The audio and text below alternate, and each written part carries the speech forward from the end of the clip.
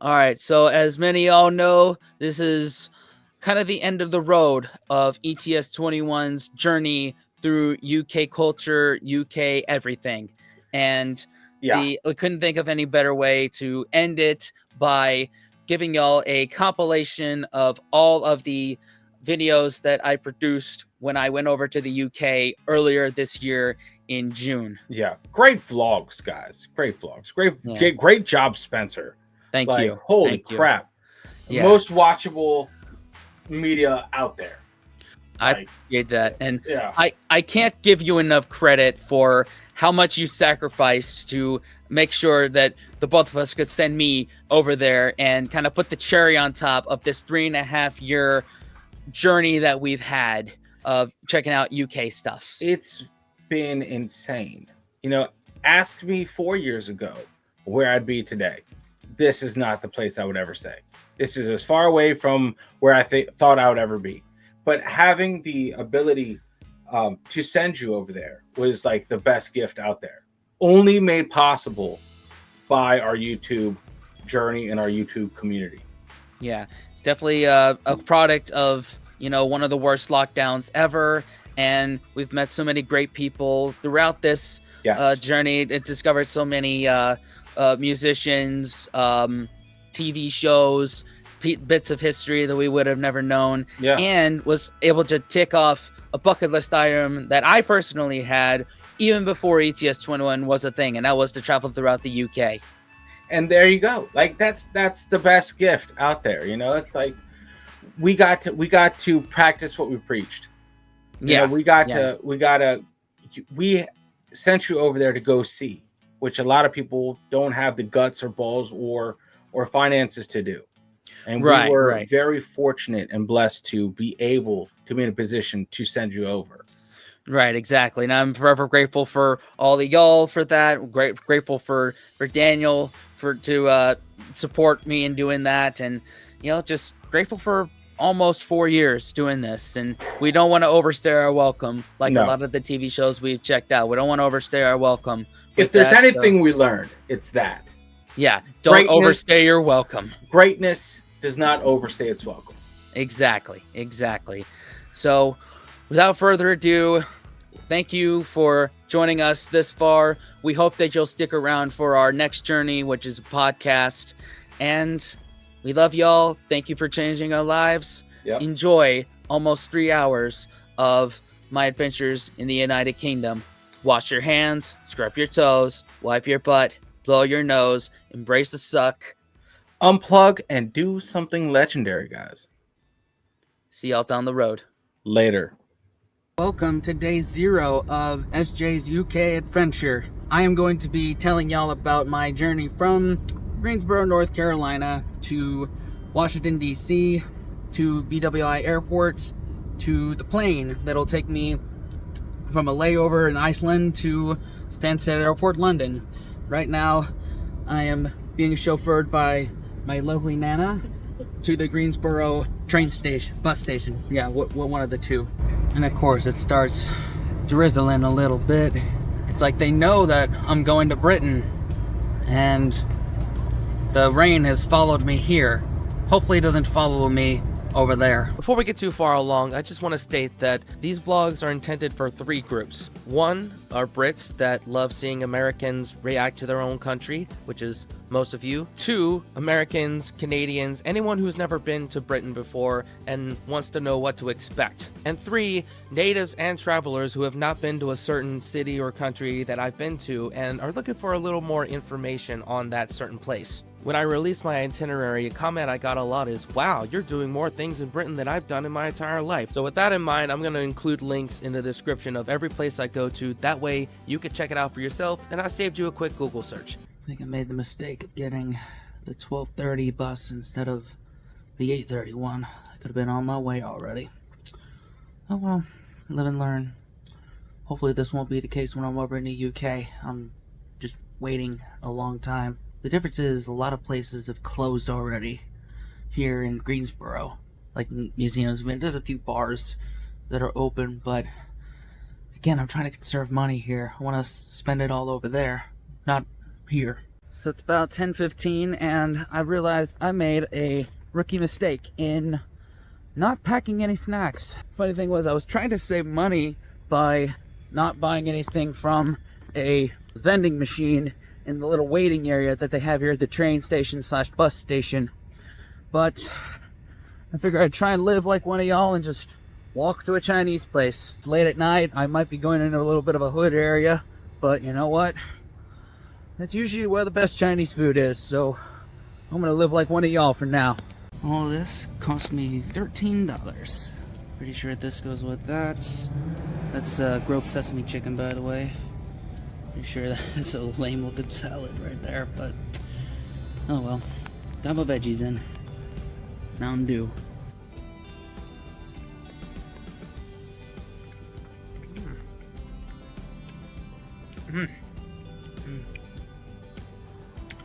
Yeah, solid 8 out of 10, I'd say.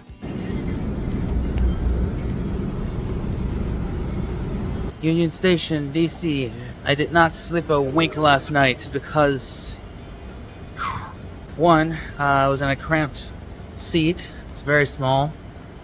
And two, humanity is just not present at all on American buses. People don't know how to use their headphones. They don't know how to have a quiet conversation. So I just chugged a Monster Energy when we stopped outside Richmond and stay up all night.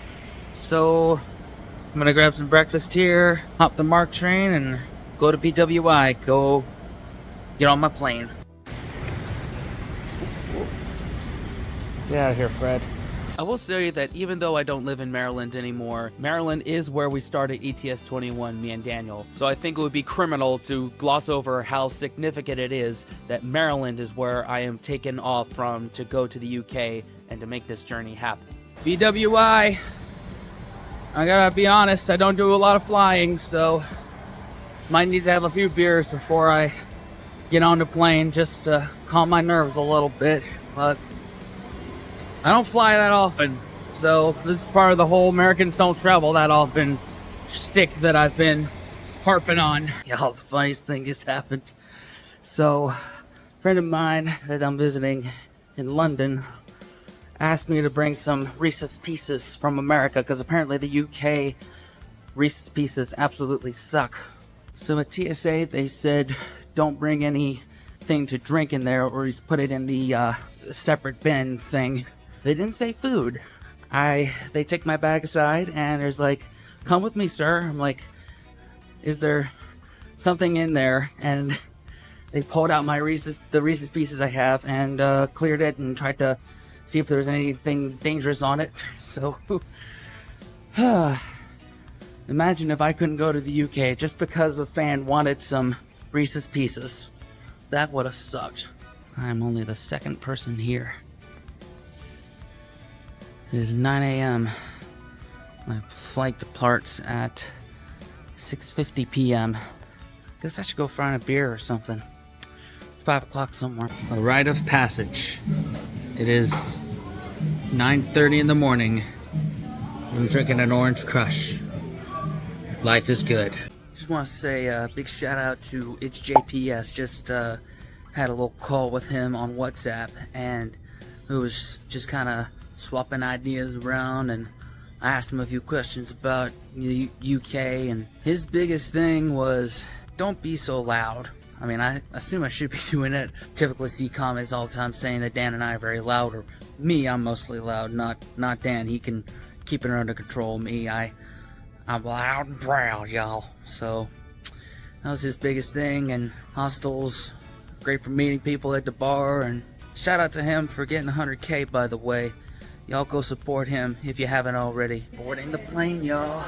There's no turning back from here. I should mention also that my fear of flying was quickly quelled as soon as we got up into the air and we're at cruising altitude. It's just the takeoff that made me have to have a few of these beforehand, and a few of these didn't hurt also, and also these little views right here really made it worthwhile. So hit that subscribe button so that I can get over my fear of flying, please and thank you. God, it is weirding me out that it is 5:15 in the morning and it is bright sunny out.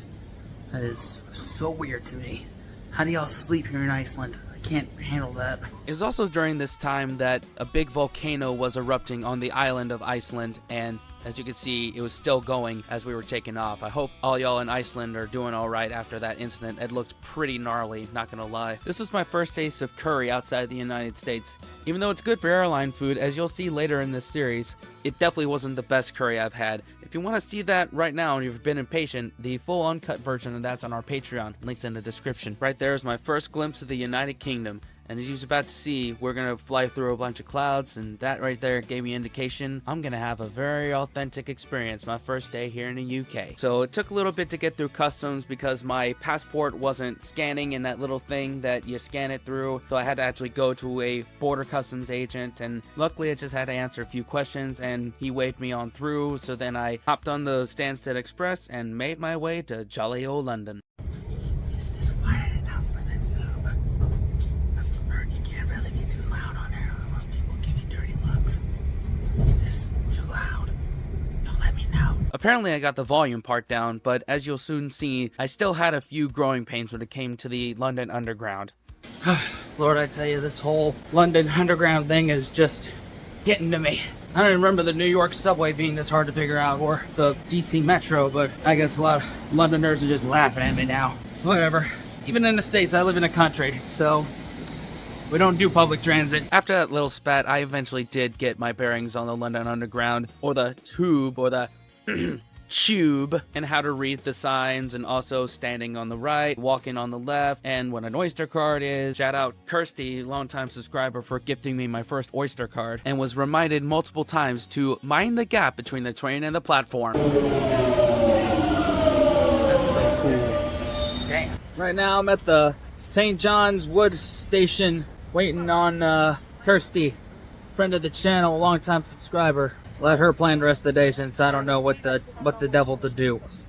I mean, you've gotten plenty of suggestions, but I'd rather trust a friend, you know? We ended up going to Borough Market, one of London's oldest and biggest food markets, dating back to the 12th century. Camden Market was on my list, but a lot of y'all informed me that it was very overpriced and a bit more touristy, so I wanted a more authentic experience, so chose this one instead. While this one is a lot of fun, and I would definitely come back to it, as you'll see on the second day of London coming later this week, it wasn't actually my favorite one.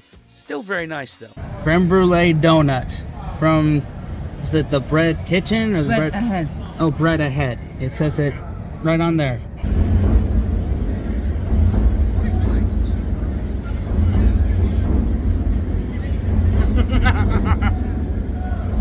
Oh my god.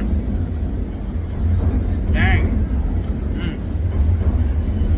That's what's up.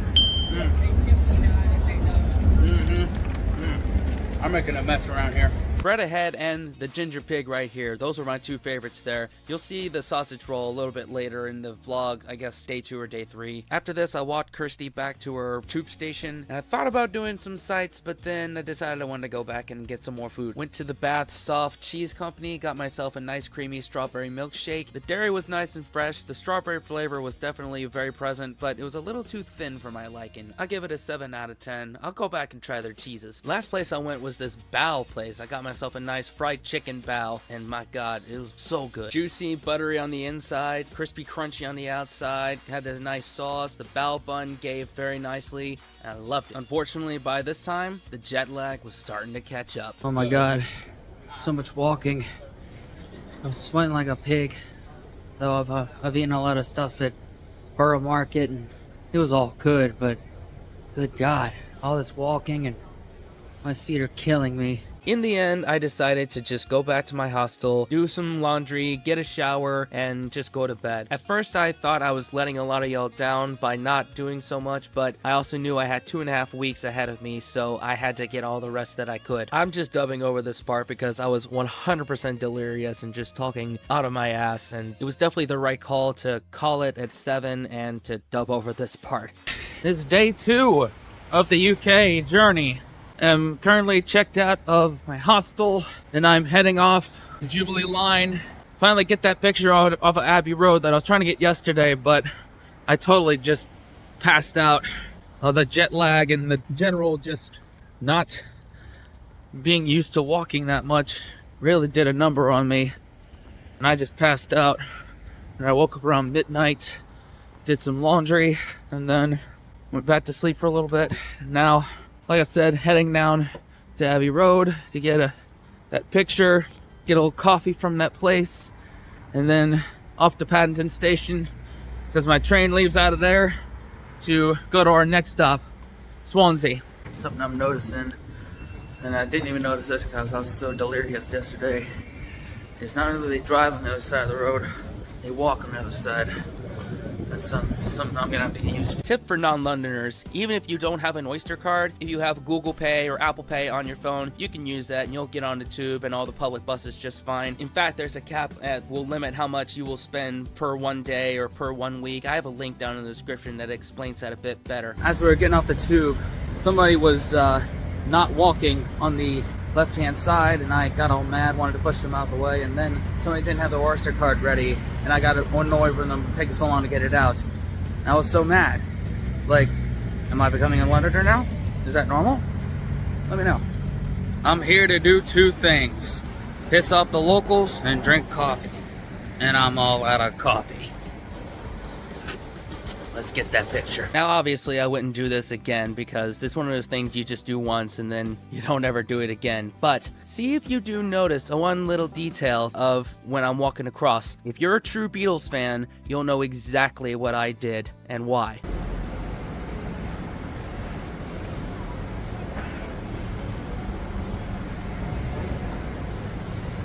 And just gonna wait on the traffic to clear up again and let some kind soul let me cross again, to be as respectful as possible, even though this is quite annoying to the locals, I know. This walk was John Cleese inspired, even though definitely Basil Fawlty and everyone in the Monty Python Ministry of Silly Walks would rate that very horribly. But hey, feel free to screenshot any of those poses I did, put your best caption on it, and send it to us via DM on Instagram at EmbraceTheSuck21. We may feature you on your page if it's any good. My 15-year-old self that bought the Beatles one with their own money for the first time is really proud, and every local hates me. Let's go to Swansea. By the way, this channel Oasis built, and y'all didn't tell me about this. Someone dropped the ball here. Let's see how it tastes first. Bottoms up. Fruity. Come on, y'all. Somebody messed up here. It's just really good.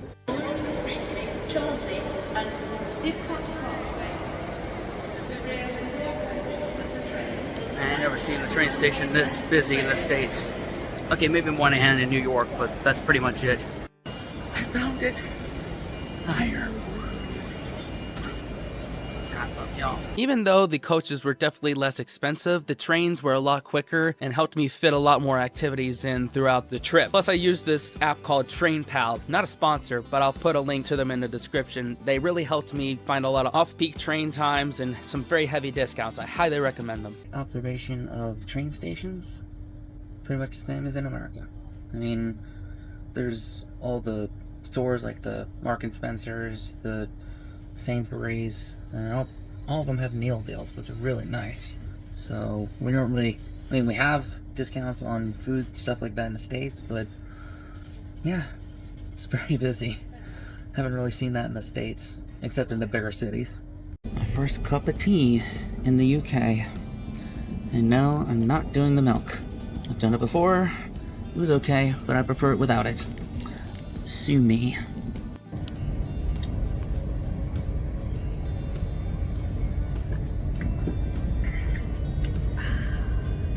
Love it.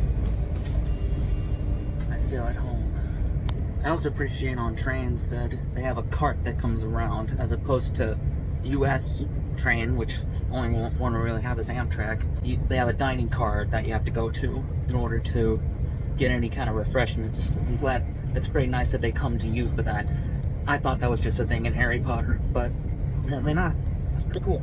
Throughout this trip on the trains, I did my best to try and capture some of the views that I got, and my god, there were a lot of lush views out the sides of these trains. A lot of y'all were complaining that I probably wasn't going to see a lot of them. You were wrong. God bless UK trains. That's some Thomas the Tank Engine stuff This right is there. a Great Western Railway service to Cardiff Central. I didn't realize this stuff was real. What you doing, Thomas? Working hard or hardly working? This right here is something that I wish American trains would adopt into their own system, so there's no question of, you know, who's sitting where. This is a good system right here. That way there's no question. Then again, Americans can be very rude and just sit wherever. This way there's no question. This is something I'm gonna have to get used to. I don't know what any of this means. Plus, I don't trust none of y'all if you're saying, oh, this is what this means in Welsh. I mean, what's spoiled of seeing this one video of Scotland when someone told an American what minge means and totally misinterpreted it, so unfortunately guilty by association, Wales. We'll see though. This was obviously just a quick stopover in Cardiff to catch a connecting train to Swansea. I'll be back here tomorrow. I think Wales was one of the more beautiful sights, very underrated in the UK. I'll get to that part a bit later in this vlog series, but for now, let's explore our first city, which many of you questioned why I chose this as our first one, but I stand by my decision. Let's go to Swansea. Made it to Swansea, y'all. The movie Twin Town suggests that this is a pretty city. Is it? I'll be the judge of that. Come to my only hotel that I'm going to be staying at for this entire trip. It's the Dragon something here in Swansea. There's my view. I'll look around of what all is here. Aside from like Biscoff and tea and a kettle in the room, there's really not that big of a difference between US and UK hotels. I'll explain more of the little nuances of UK and US homes in the Newcastle episode. Be sure you're subscribed, that way you don't miss that one. First up was the Swansea Indoor Market, which was voted by the Great British Market Awards 2024 as Britain's best large indoor market. My friend Sam was adamant that I had to get a traditional Welsh cake. And I did. I got 3 regular Welsh cakes and 3 chocolate chip ones. And oh my god, these were heavenly. They're like a cross between a sugar cookie and a pancake. I could easily down a whole bag of them with a nice cup of tea. I did try this one meat sandwich place, but it was really low quality and I really didn't like it. But I'm a firm believer of promoting what you love instead of bashing what you hate, so I'm not gonna even say which one it was. Instead, I'm gonna tell you about this kick-ass pad thai I had. A theme you'll see throughout this series is that I'm discovering that Asian food in Britain is far superior than Asian food in the US, whether it be Thai, Indian, or Chinese. Why is that the case in Britain? Y'all let me know down below. Smells like piss around this area. Must be where some parties happen. Can't say the same about Mumbles. This place was actually quite clean, quite cute, quite quaint, and quite peaceful. I'm gonna let the ocean speak for itself.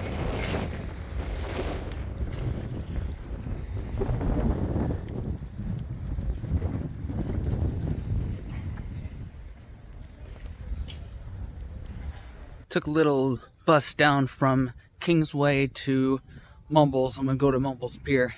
Unfortunately, the friend I was gonna meet, her and her husband had some car trouble and their parents, so they had to put the kids first. So no worries, we'll go and have fun anyway.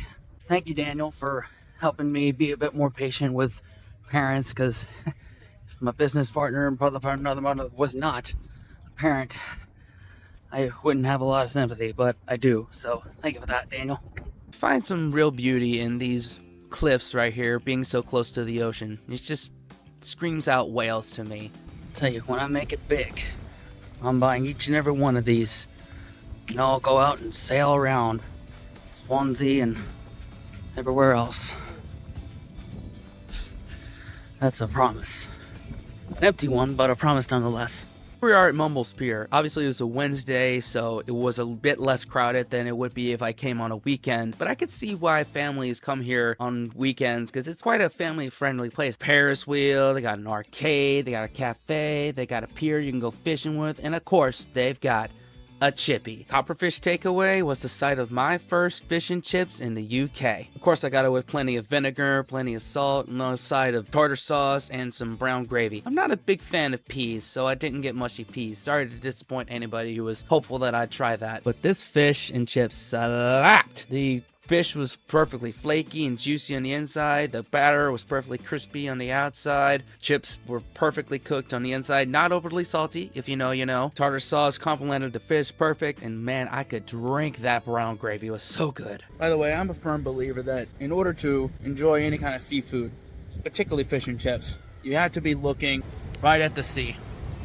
I mean, am I wrong to assume that? Having spent half my life in Maryland, pretty much half the state is surrounded by the sea. I've become accustomed to good seafood. I can't travel too far from water and get seafood. That's just how I am. At this point, I was definitely not used to walking so much. Unfortunately, the next segment is not going to make it into any feetfinder.com account. I'm sorry to disappoint. Oh my lord, yes! Oh god. My feet are killing me right now. This is amazing. And yes, I took my shoes off. Oh, this walking's killing me. This is much needed and it's freezing.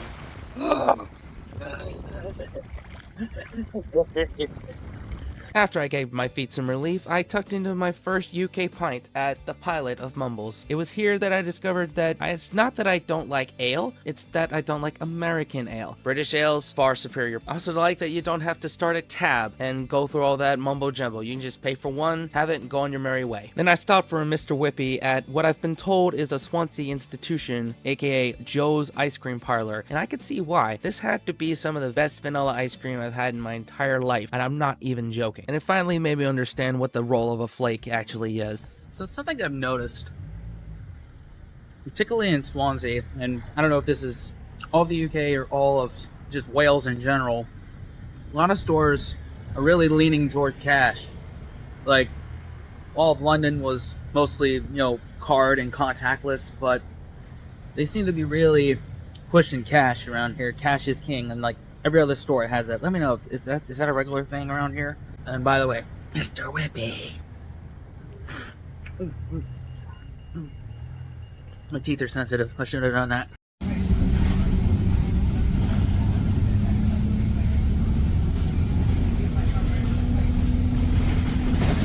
Well, I was just on the most scariest bus ride I've ever had. Or maybe I'm just being a wuss, but my god, I was hanging on for dear life. Maybe it's just the roads around Mumbles Beach or bit rougher, but glad I'm walking now. Phone's almost dead. I'm gonna go back to my hotel room, take a shower, and then see if I have energy to go find a pub or something. I also got a lot of messages asking, why are you in Swansea? Why did you even pick Swansea? Well, when I first put out my initial schedule, the biggest criticism I saw was that I'm picking a lot of big cities and not exploring like some hidden gems. And on ETS 21, we give most of our love to England, and then behind that is probably tied between Scotland and Ireland, and we really don't give Wales as much love as they deserve. And of course I've got Cardiff tomorrow, but I wanted to start with something a little off the beaten path. Go from the most common cliche place in the UK to something you wouldn't expect. From watching Twin Town in the Patreon movie club, that's what I wanted to start with, and figured I'd take a risk. And here I am. I've found a nice little hidden gem between Swansea and Mumbles Beach. Before I tell you about my night, I have a big question for all y'all. What the hell is Jeremy Clarkson doing hosting Who Wants to Be a Millionaire? Seems a little bit beneath him, don't you think? Anyway, I walked down Wine Street, and a lot of the places seem to have type music, which even in my early 20s wasn't my thing. Luckily, I found this little gem, the No Sign Bar, which is exactly what I'm looking for. Something cool, something cozy, somewhere you can actually talk to people, somewhere where they're playing music that I actually like, and definitely somewhere where pints are going to be delicious. I mean, I've never been in a club in the UK, they might be good there, y'all let me know. Speaking of those pints, I'm drunk as right now, and I caved. Don't hate me. I got McDonald's. I needed to go to be sure that I'm good to go for tomorrow. Those British pints are strong. It's like, I thought I was drunk in the last little message I gave to y'all, but god damn, it's like getting worse. Holy I don't even know where the I'm supposed to go. Oh, okay, there's my hotel. Okay. We're good. I won't give you the full review of McDonald's UK here, just because I don't think it really fits, but the TLDR is McDonald's is McDonald's is McDonald's, no matter where in the world you are. If for some reason you are interested in that type of thing, I did post a video comparing US and UK McDonald's on my Spencer Joyce Lifestyle, TikTok, Instagram, and YouTube. You can go check that out, links down in the description. Well, it is the next morning, and I totally forgot to film an outro for the video last night. I'm having so much fun around here that I keep forgetting that I'm filming vlogs and I need to get the content. But anyway, my final thoughts on Swansea. For a city that calls itself pretty city, I had a lot of fun. It reminds me a lot of Ocean City, Maryland, in a good way. The perception of it is it's basically a redneck town with a beach associated with it. And I'm not calling the people of Swansea all rednecks, but they're very more down to earth than certainly Londoners. But that's kind of a low barrier right there. But I had a lot of fun there. It's a good, quaint beach town with a lot more to offer than meets the eye. Like Wine Alley is a very fun area. I mean, I'm not too big into loud clubs anymore because I really don't have anybody to impress, but I did find a nice quiet no name or no sign bar, whatever that was called, and I really enjoyed that. Also, Mumbles Pier was a lot of fun, just Mumbles in general. For anybody that's on the fence about going to Swansea, I'd say the city that calls itself pretty shitty city isn't really that. I figure by the time I'm done this intro, this cup of tea should be just to my liking. Welcome to day 3 of my UK adventures. It's Cardiff time. I am still kind of recovering from last night. I mean, I'm not hungover, but when y'all was saying that British pints pack a bit of more punch than American pints, y'all were not kidding. But also right now what time is it? It's 6:19 and I've been up for about an hour because the sun comes up a lot earlier in the UK than it does in the US, and it takes a little getting used to. Plus, the seagulls were outside singing the song of their people. I just could not fall back to sleep, so I figured I would just get the day started. There we go. Just like that. I guess I'll put milk in there just because it's in front of me. I'm also partial to this Demerara sugar here as opposed to the regular white sugar. 2 sugars. Stir that up. Perfect. Breakfast is a pork sausage roll from Borough Market that I've been in my sack for 2 days and is still good. And some Welsh cakes from the Swansea market. When were y'all gonna tell me that these pork sausage rolls are just as good room temperature or even chilled and they are warm? Because this right here is awesome. Now this next part, I was a bit shocked to see that the button that you pressed to cross the street worked so quickly, and I thought that was a whole new discovery of UK having these things work, but it turns out it was just a very slow traffic day, so don't mind me just being a dumb American here. That's why I'm dubbing over this part as opposed to letting you hear what I said. Now here in the Tesco in Swansea is my real first culture shock that is actually something I wasn't expecting. New culture shock unlocked. Buying Monster Energy from a Tesco. Just went out to pay at the self-scanner, and I didn't realize that you needed to be 16 in order to buy Monster Energy here in the UK. Probably in the rest of Europe as well. And that's smart, because that's kind of not good for people, but I need a lot of energy and need something to take my allergy medicine with, because allergies are acting up. After that little surprise there, I hopped the train, got some more of these beautiful views of Wales, and made my way to Cardiff to go to St. Fagans Museum, do a little tour of Cardiff Bay, and experience something that is part of modern British culture that winded up being one of the funniest things that ever happened to me throughout this entire trip. So you definitely want to stick around to the end to find out what the heck that was. Alright, Cardiff, here I am. First stop of the day is the St. Fagans Museum of Natural History. It was suggested from a few of you when I mentioned I'm going to Beamish in Newcastle, so I'm gonna go there too. Now, a couple things that I'm having a little issue with is one, my hay fever is acting up a little bit. Maybe it's just being in a new country, or maybe it's just how it is in Swansea or just in Wales, but I got some stuff from Tesco, so it's starting to clear up now, so I'm better. And two, the internet's kind of spotty, and when I try and do the whole Google Maps thing, it says it cannot show me the route, which is a bit annoying. I mean, I can guide myself there, but it'll be easier if it just did it for me. First world problem, I know, but anyway, off to St. Fagans. There it is. Principality Stadium in all of its beauty. I had to stop in and acknowledge its existence. As we passed by Principality Stadium once more, I got to thinking about two things. One, in this little segment here, the bus ride was definitely a lot more calm and relaxing, even though the roads were definitely a bit bumpy, but that's to be expected. And two, how the heck did other American Reacts YouTubers who were vlogging their UK trip even enjoy their trip? I'm glad I did it this way because it allowed me to be present in the moment and actually enjoy the trip. No disrespect to the other people who have done this, but I just feel I would be miserable if I had to upload while I was in the UK. Anyway, rant over. Let's talk about St. Fagans now. There's a lot to do around here, so it might be just a highlight reel, so... Alright, a lot of walking ahead of us and a lot of learning, a lot of natural stuff, probably a lot of allergies. Let's go. For these next few minutes, I'm gonna let the clips do the talking.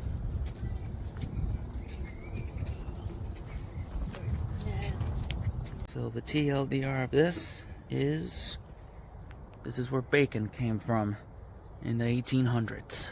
This is the final resting spot of Porky. R.I.P.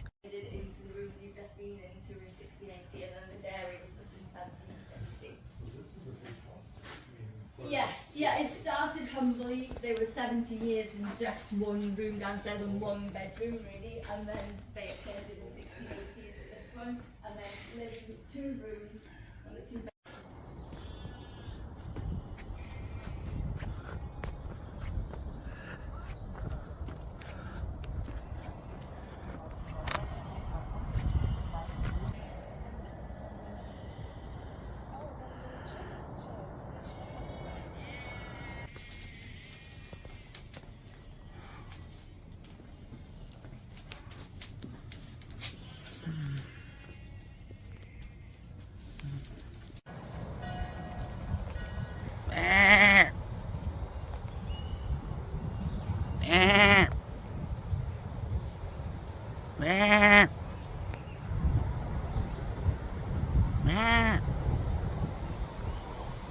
Nothing?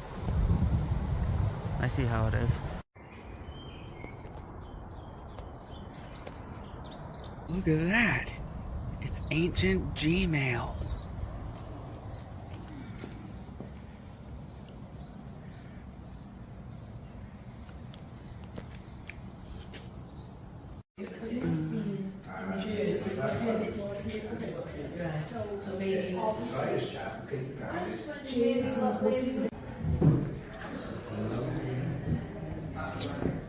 That's some straight Peaky Blinders. Yeah, you want to get that smoke. Kind of weird seeing those two around when I'm drinking, but one of the founders of my country said, it was a quote from Ben Franklin, "Beer is just proof that God loves us and wants us to be happy." So Swansea, y'all.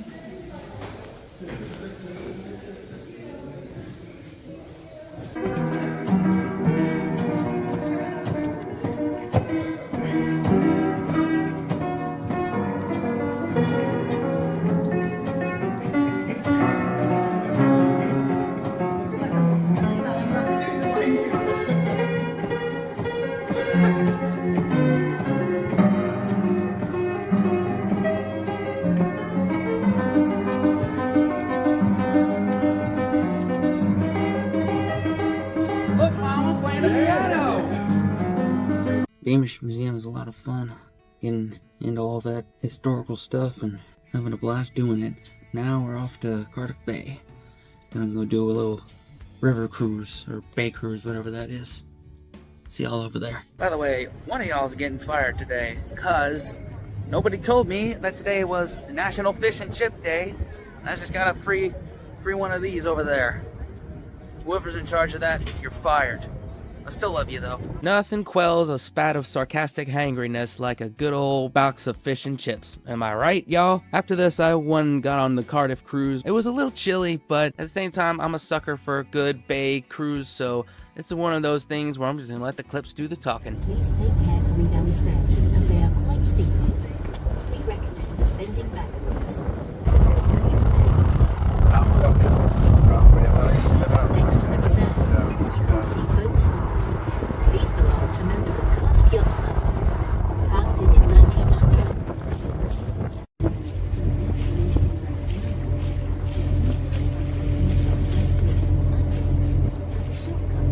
Coming down the stairs, as they are quite steep and can be slippery when it has been raining. We recommend descending backwards.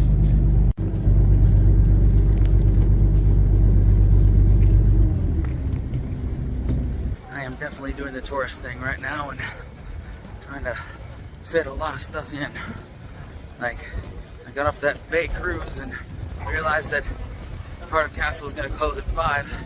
It is about 4:15 right now. 10-minute walk. I'll make it just in time. Well, actually, 4:12 is when I get there, so I'll make it just in time. I made it. Cardiff Castle. Only for 45 minutes.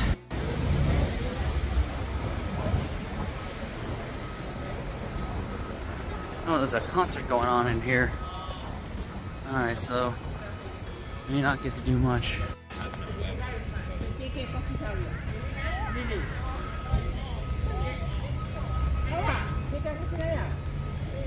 I'm not gonna do a full tour, but you gotta buy a ticket for it, and plus my feet are killing me. I'm gonna go check into my hostel. So I get to my hostel and there is a laundry service for it, but it's backed up until tomorrow, so I couldn't wash my stuff. But luckily, so I don't go all funky, I've got these whole shower wipes things that I picked up on Amazon, and I used one of them for the first time, and I feel fresh now, so we can go out and not smell like ass. So thank God for that. I'm gonna, if I remember to do it, I'll put an affiliate link down in the description so y'all can pick up some too. Gotta love it when you come to a hostel and there's a pub downstairs and you meet up with some elderly blokes over there, and 2 hours has gone by. Now I'm gonna go find something else to get into. I don't know what. First, Greg's sausage roll.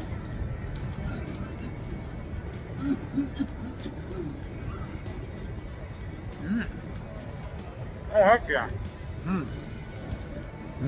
Sausage seasoned great. That pastry, very buttery, gibby.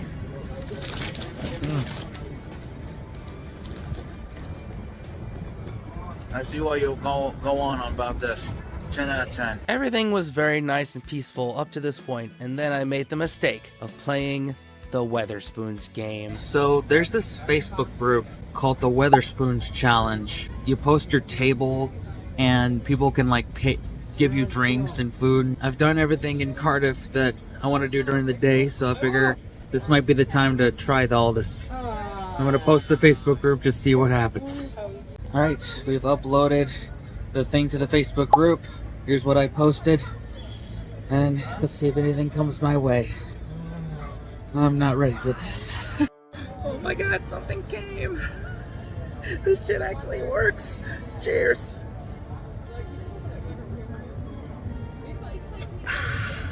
Tasty. Oh my god, I'm gonna be so messed up by the time this is done. I may have made a mistake here. And there's food too! Oh my god! Oh god, y'all are the best!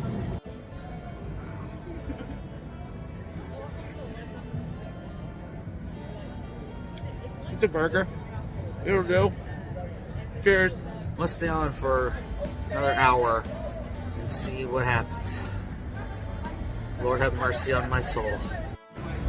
Ooh, I made a mistake. It's gonna be good going down, but goddamn, my liver's gonna hate me. Oh my god, what have I done? Going down. Yes, please, thank you. And then keep coming. Oh my god. best and the worst at the same time. I love y'all and hate y'all at the same time. A goddamn banana. What is wrong with y'all? Alright, some loaded chips here. Get some bacon and cheese on that. I'm getting drunk right now. I love y'all, but y'all.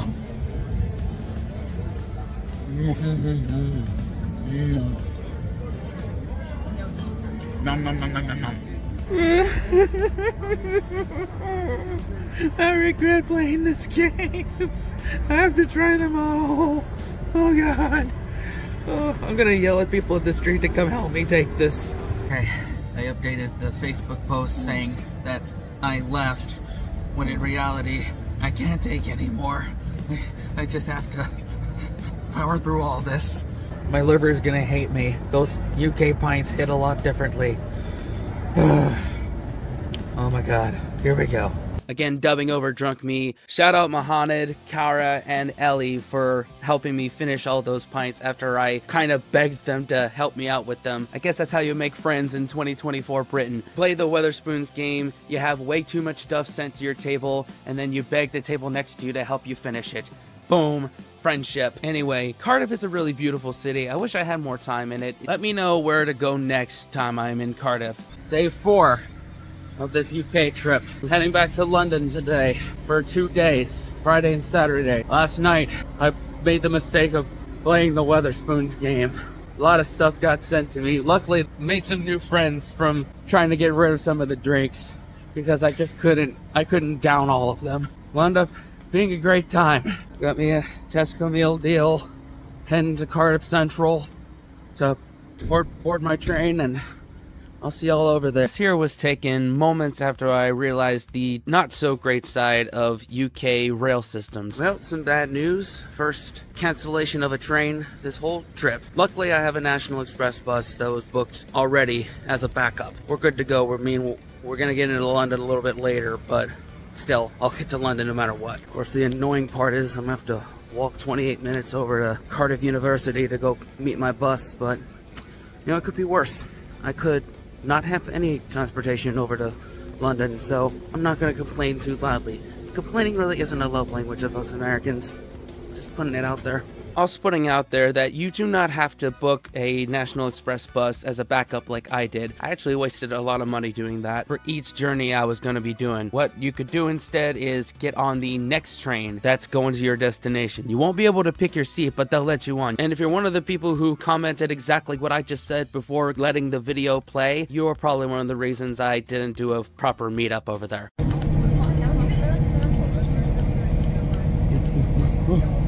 Both the trains and the coaches have their pros and cons. The pro of the coach is that it's cheaper, the con is that it's slower. The pro of the train is that it's quicker, but it's a little more expensive. But again, I was using TrainPal app, it helped me get a lot of off-peak deals, and this was the only time I had to use a coach, so it really just depends on you and your budget and your time. Back in London, y'all. Oh man, that was a long coach ride. Not gonna complain too much, it's better than not having any transportation at all. But I'm back and I'm awake and ready to do all the touristy stuff that I was trying to get out of the way on Tuesday, but I was too jet lagged to do so. So here we go. This here is proper tube etiquette. You get on, you either sit down or you take a poll, you look forward, and you pretend nobody else exists. Before doing the touristy things, I decided to go to the east end of London and walk through Canary Wharf, see all these riverboats here, and use that as a path to go to Market Square and go to this nice little pie shop called Maureen's. I've been told that the concept of pie and mash was one of the original types of fast food. All I know is the combination of a buttery, flaky crust, a savory, beefy filling, some creamy mashed taters, and that parsley liquor. I could drink that stuff. This is definitely something that reminds me of southern home cooking back home. This is something I'm definitely getting next time I'm back here. Easily 10 out of 10. No question about that. It was funny.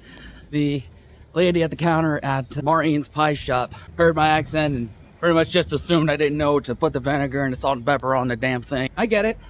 Not every American does their research for 3.5 years like I do, so makes sense. Oh well, I'm not offended by it. It's time to get all that touristy stuff out of the way, once and for all. Just so people can't come at me and say, you didn't do this, you didn't do that. First off, London Eye.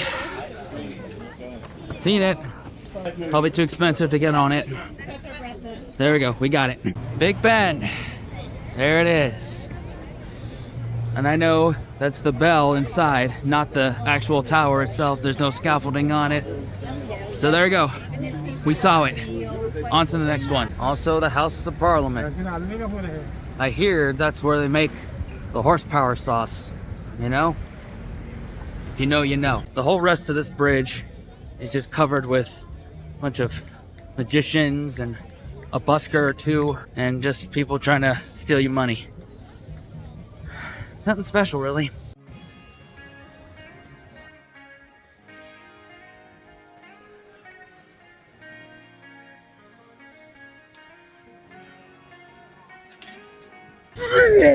Anybody that gets in one of those rickshaws is a sucker, or has way too much money to spend and will spend it on anything. Either way, I don't respect anybody who gets in one of those things. I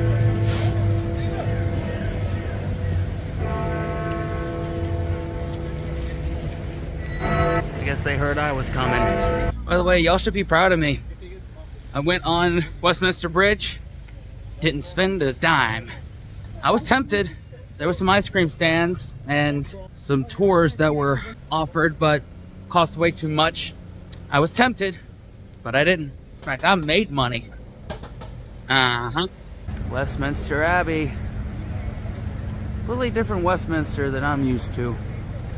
This looks nothing like Daniel's house. Oh well. Daniel, I'm impressed. You really outdid yourself with your place. And I knew you were a carpenter. I didn't know you had those kind of skills. If you don't get that joke, it's high time you hit that subscribe button and become part of the community, not just the channel. There's a big difference. As we approach Buckingham Palace, I just want to say that I did consider getting one of those, lime scooters, trying to save myself leg work, but I don't know. I just couldn't bring myself to buy one. I'm just becoming cheap, I guess. This should be proof that we don't make a lot of money doing this, and I'm just trying to pinch every penny. There she is. Buckingham Palace. Get a close-up of that thing on the door there, and those things on the door there. Wonder if old King Charles III's in there. Just having a quiet Friday night. Nothing too much. A little low-key, Maybe Netflix. Maybe order in some curry. Nothing too much. Ruling over the United Kingdom is a pretty stressful job, I'd say. So you know how back in Swansea, when I went over to the bay and stuck my foot in the water and cooled them down? I really would love to do that right now, but I'm pretty sure that I would probably get arrested for doing it here. I thought y'all had freedom around here. Y'all keep saying that, but can't even stick your feet in the water.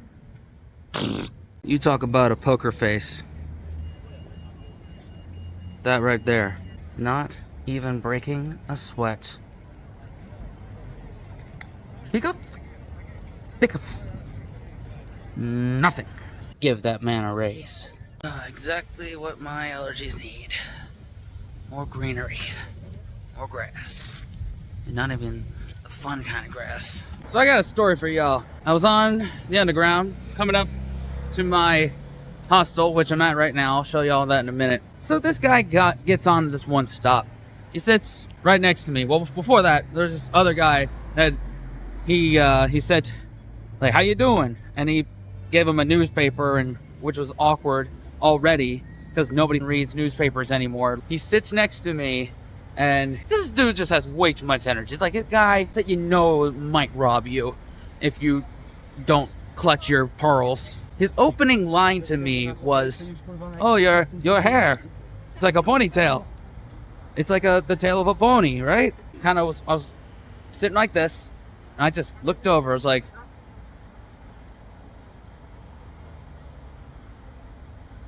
I just said nothing.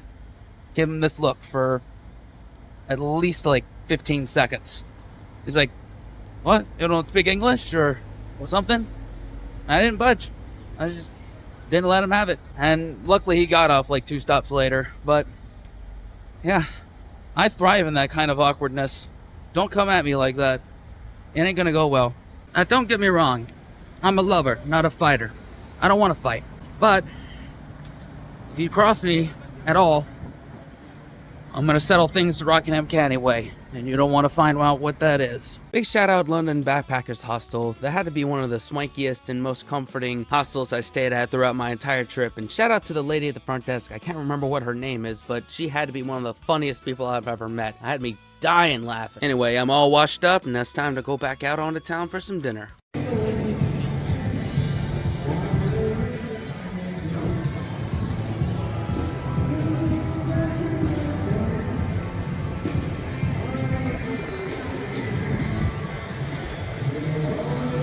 Instead of going to a viral food spot, I'm gonna go to Chinatown instead. I wanna walk around there, see what that's all about. There it is, Chinatown.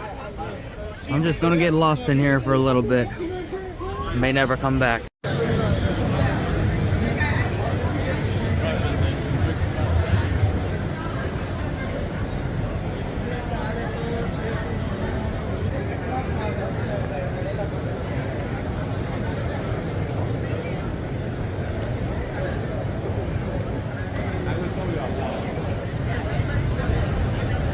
After walking around Chinatown for quite some time, I finally settled to Tao Tao Ju. Got myself a nice table outside so I could people watch and dine al fresco. And let me tell you something, I don't think I can eat Chinese food in America anymore after this experience. Started with the Chinese hot tea, which, sorry Brits, I think the Chinese tea is far superior. Then came out this nice hot and sour soup, which is a favorite of mine in Chinese places in America, but whatever they did to this one, ooh, it just blew the American version out the water, and it blew my sinuses clear out too. Goodbye, hay fever, at least for a little bit. Then came out the bamboo basket set menu, which is basically a selection of their handmade dim sum items. There were prawn dumplings, Shanghai pork dumplings, siu mai pork and prawn dumplings, roasted pork char sui buns, and scallop and prawn dumplings. Each one better than the last. This goes back to what I was saying about all Asian type foods just being better in Britain than it is in the United States. We've gotten Thai and Chinese okay so far. Indian's coming much later in this vlog series, so be sure you got your notification bell on, that way you don't miss those uploads. Oh, by the way, this Record Derelict cider, total game changer. I know it's not Chinese or British, but my god, I love this stuff. I'm getting it shipped over. I'm buzzed, and I'm full. Tell you what, I can never eat Chinese food in America again. What I had over that place, better than anything I've ever had in America. I grew up as a child with neighbors that were Chinese immigrants and opened up my small North Carolina rural town's first Chinese restaurant. And I got a taste for it then, but I'm sorry. That was beyond this world. And thank God I didn't spend too much today because I'd done blown my budget on that meal. It was worth it though. But don't worry, tomorrow we're gonna drink a lot more. We're gonna do a lot more fun things. You ain't never gonna see a London local in that place. It's just not gonna happen. This video here, that's my souvenir. Can't tell if I'm in New York or London or Tokyo or any other big city. All big cities are the same, just different accents. And yes, before y'all at me in the comments, yes, I know it's Leicester, not Leicester, Leicester, or like something. Like, comment, subscribe, hit the bell, share with your friends. Welcome to day 5 of the UK trip 2024. If you're new here, my name's Spencer. I'm half of Embrace the Suck 21. The other half isn't here because he's got family. Today, I'm gonna meet my friend Lizzie over in Spitalfields Market. I'm gonna start at that Wetherspoons there, which, as y'all know from the Cardiff stop, that did some damage. So, I just be sure no cars are coming, but see you over in Spitalfield. How about that? The first of my 2 snaggles came from when the Northern Line was closed for the weekend for routine repairs and I had to take a bus down, which gave me my first double-decker bus experience. But watch as I explain the second part of my snaggle, which is buried in my explanation of why I didn't do that open mic. FYI guys, I've decided against doing that open mic tonight because, well, one, I'm meeting up with a friend at Spitalfields Market and I was supposed to bring her some goodies from America, and I forgot them in my hostel, and I'm on my way back there right now to go get them, for one. 2, I just feel like I'm in business mode all the time when I'm doing music stuff, and I don't have my guitar with me. And plus, the whole point of the open mic is to win 200 pounds and some studio time, but I'm not going to be able to take advantage of that while I'm here. And 3, there's more to see in London that I want to see before I leave. Remind me to never mess with Reese's Pieces ever again, because they have to be cursed. First of all, with the whole TSA thing, and second, I forgot them at my hostel on my way to meet my friend at Wetherspoons near Liverpool Street. And then I turned around.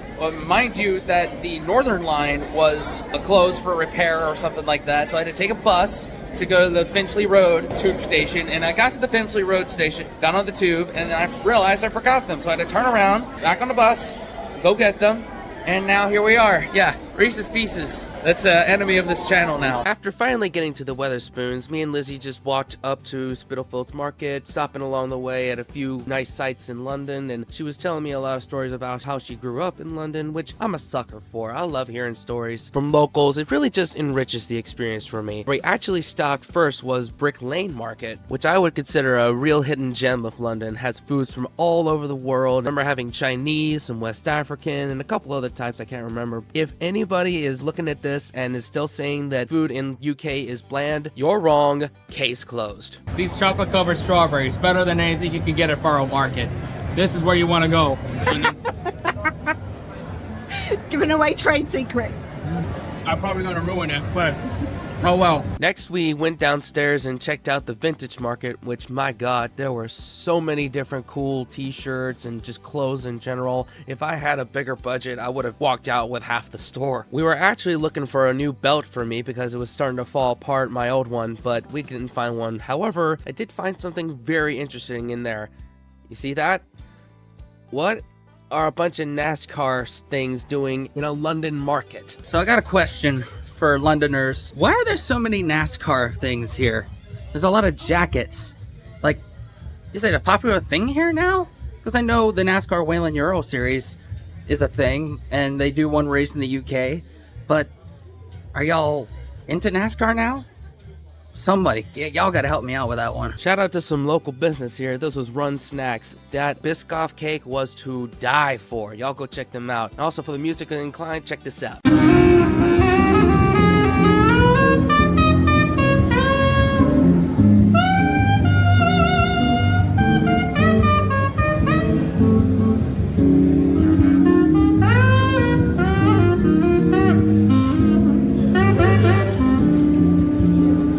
That beautiful serenation, we went to Old Spitalfields and went to this viral pizza spot called Sud Italia to try their viral pizza portafoglio. I hope I'm pronouncing that right. It was all over my TikTok and Instagram feeds. There's no way I couldn't stop here. Spitalfields Market. This is the pizza de foldy something.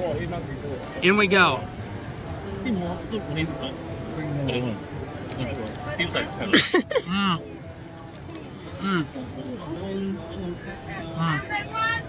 Good. That char is amazing. Everything's fresh. 9 out of 10. Alright, y'all, just came back from Spitalfields Market. My friend Lizzie gave me a very nice time around there. Shout out, Lizzie. That was very nice. Much love. And the pint glass that we've been talking about may or may not have been acquired. I cannot say for legal reasons. But anyway, I briefly went back to the hostel, put my stuff away, got freshened up for a little bit. Next up is the Uber boat. It's a bit of sightseeing around the Thames. If I said that right, I probably didn't. Before I got on, I had some time to check out both the Tower of London and the Tower Bridge. Not the London Bridge, don't get those two confused. Unfortunately, I got there a little too late to do any proper tours of them, but that was okay. I had a great day out with a friend, which is more important to me than anything else. What's just as important is letting you know that if I'm cringe AF in the next segment, you have to leave a like on the video.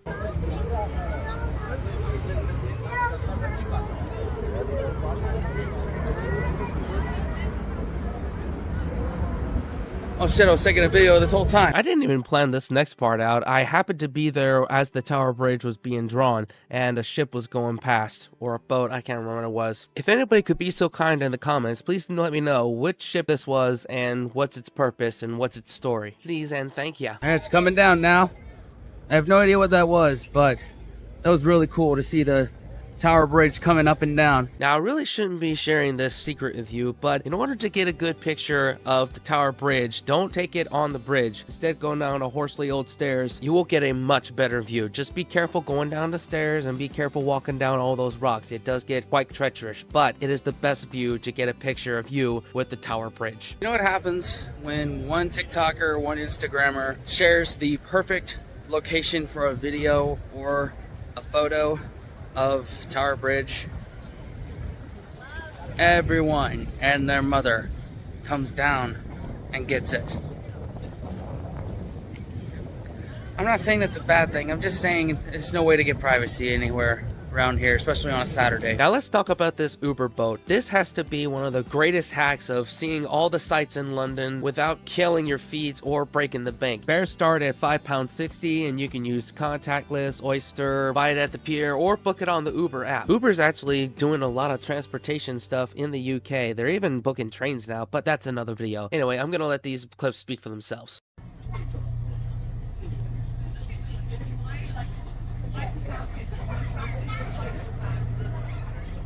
Wow, I could have just taken an Uber boat and shown you London Eye, the Big Ben container, and the Houses of Parliament, and gotten a lot more out of it.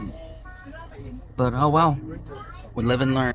Man, that is pretty right there. Happy Pride Month, y'all. Love is love. Y'all means all. Now this is a much better angle than what I got earlier. Look at it. Reminds me I need to pick up some horsepower sauce before I leave this country.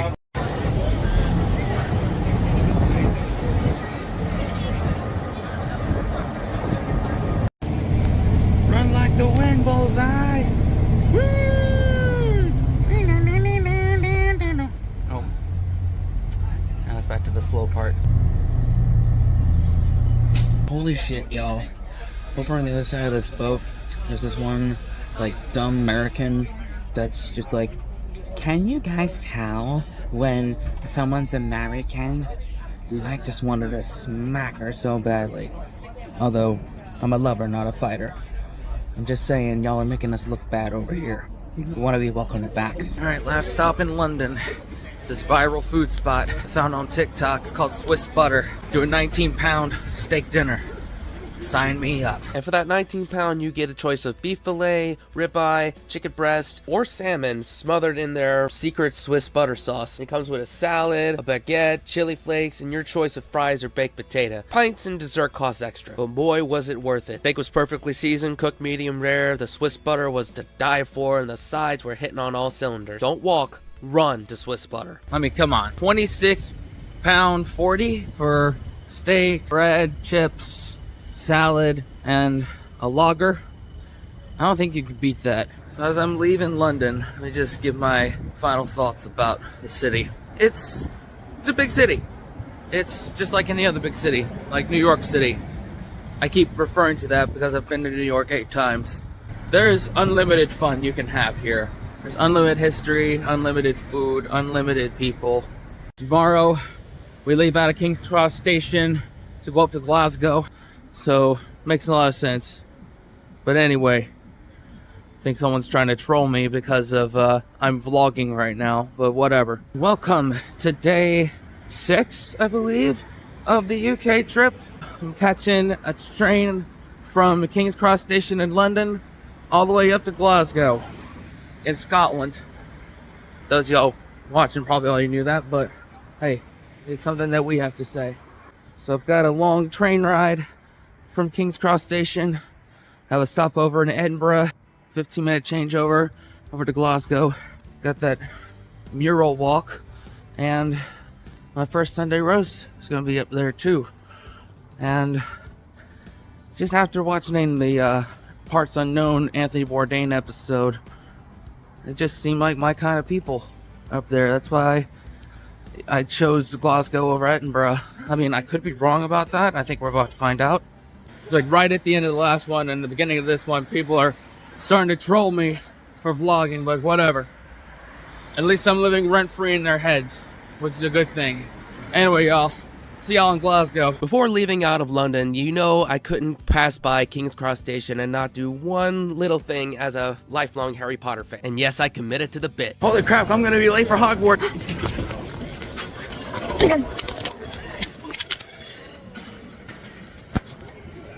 I guess I'm a muggle after all.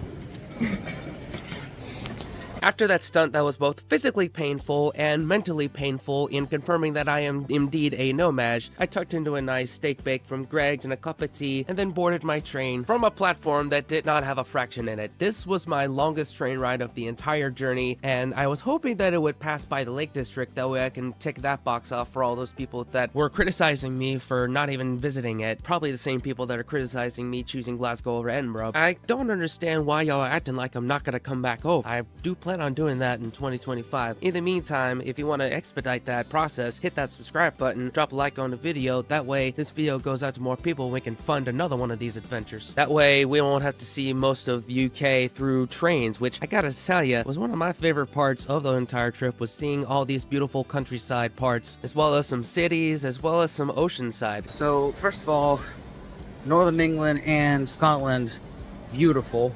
That train ride, saw a lot of great views on from the outside of the train. And two, for all y'all giving me shit for choosing Glasgow over Edinburgh, Taylor Swift's playing tonight. And no disrespect to Taylor Swift or Edinburgh, but not my thing. Glasgow's more my thing. So for all y'all giving me shit for that, that's my story. I'm sticking to it. Let's see you in Glasgow. Remind me next time to check if an international pop star with a cult-like following is playing in a certain country that I'm visiting, because as you'll see later on in this vlog series, Taylor Swift interrupted my travels not once, but twice. I don't really follow Taylor Swift, so I had no idea she was coming around the time that I was coming. I think somebody dropped the ball when it came to alerting me of that. You had no problem telling me about the Euros happening, but Taylor Swift, crickets. Anyway, enough rants. I made it to Glasgow and was greeted to my surprise by a bicycle race. I was really confused.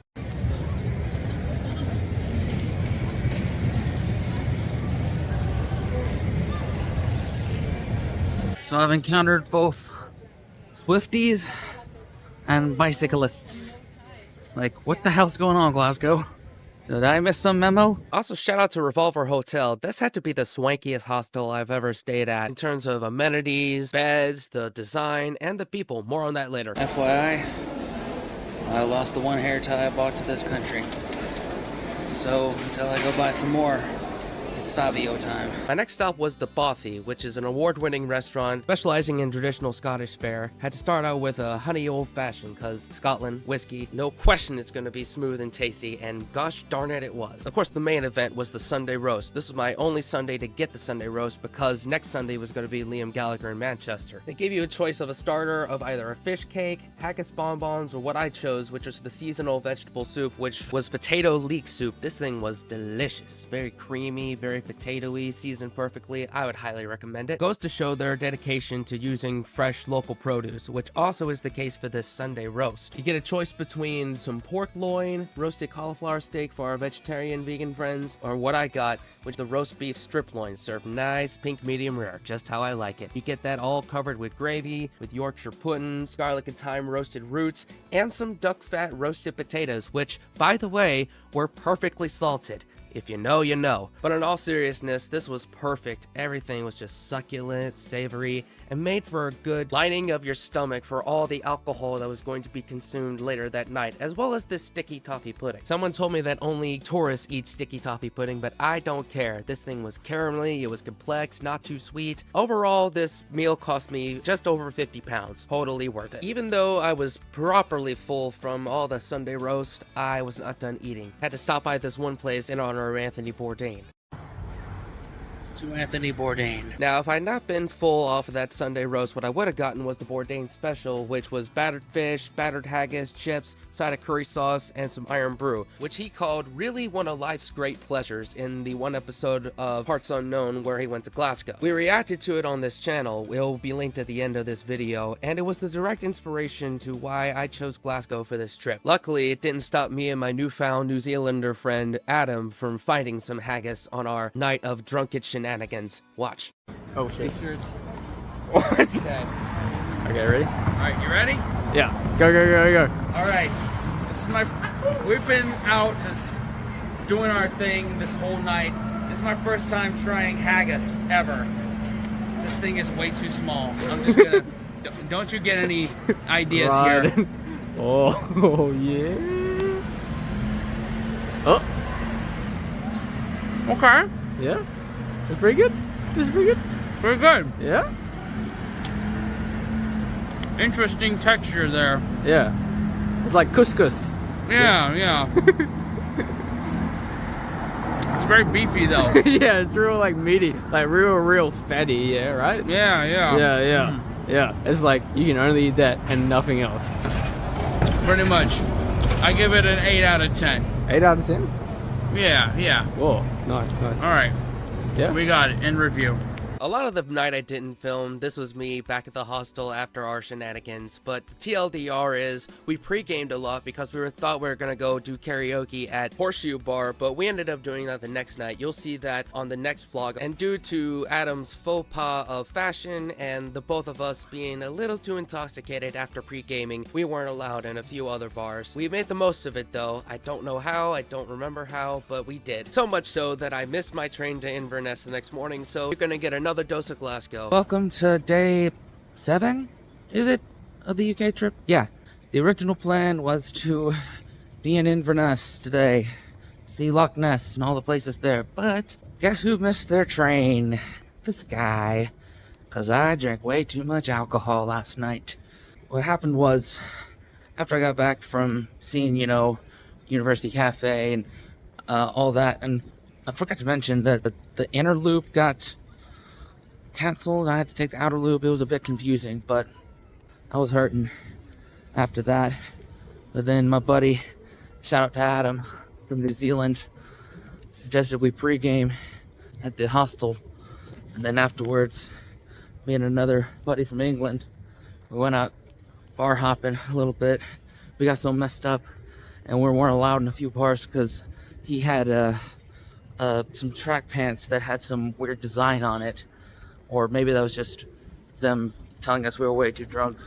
But the alcohol in combination with the tiredness just made it so I slept through all my alarms. But anyway, we'll do another day in Glasgow. Of course, how can you start any day in the UK without a bit of Greg's? I tried the chicken bake, the jelly-filled donut, and a bit of whatever coffee drink that was. I can't remember, but I don't think I liked it as much as the steak bake, but that's okay. But that jelly rolled donut was definitely a discovery. Plus, the coffee was okay. I prefer tea in the UK. I'm starting to become one of y'all. Help me. Just kidding. I love it here. Anyway, I had a lot of choices of what I wanted to do today. I wanted to go to see Ibrox Stadium and Celtic Stadium and make each club mad for a millisecond too long at the other person's club. So I decided against doing that. I also thought about walking around Glasgow University for their Harry Potter type architecture, but I instead decided to do the Glasgow mural walk, which I think is a real hidden gem of this city. I'm just gonna let these murals do the talking.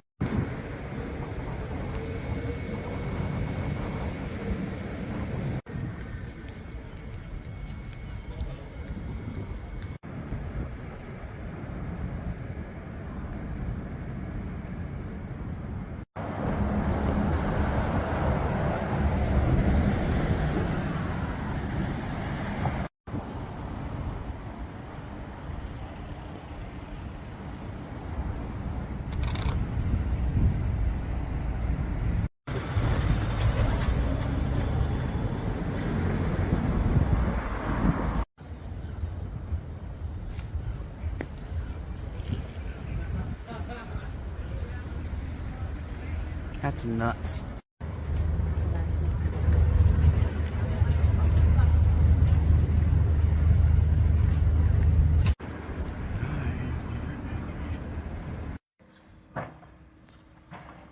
Absolute legend, Billy Connell.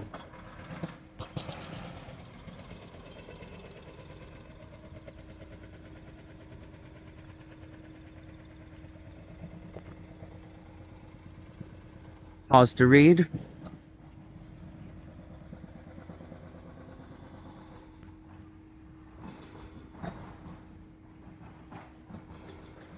Pause to read.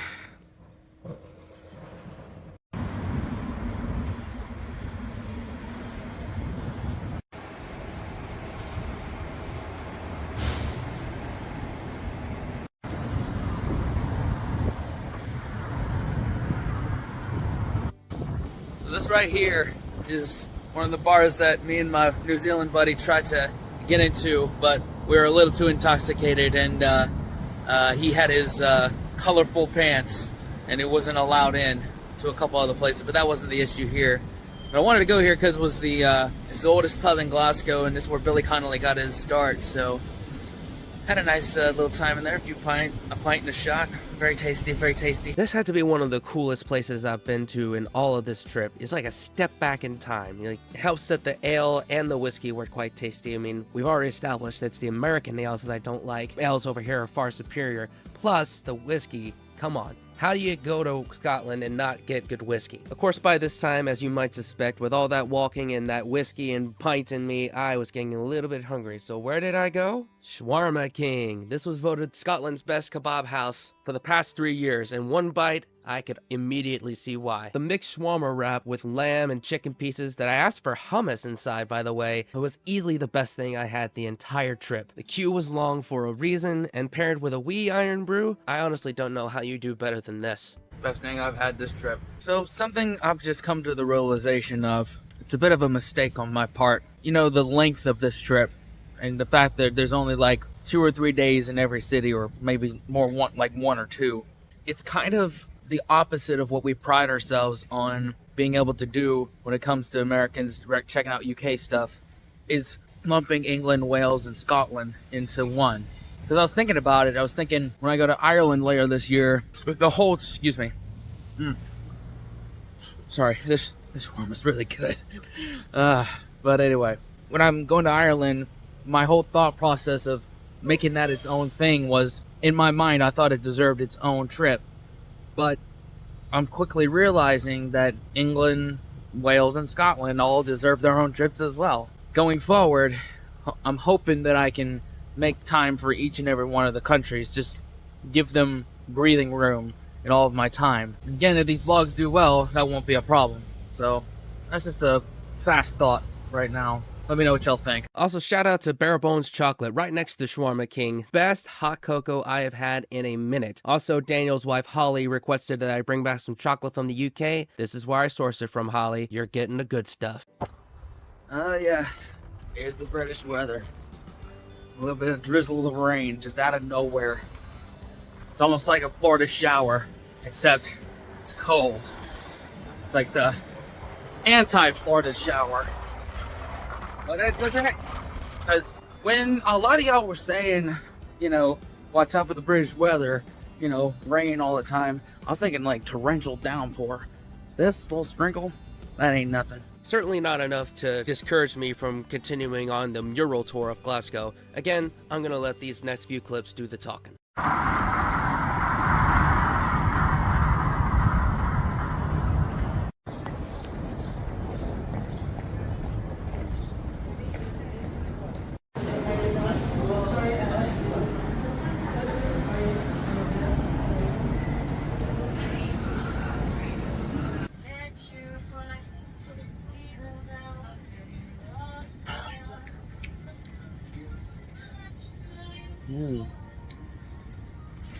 Oh man, that is so much smoother than the US product.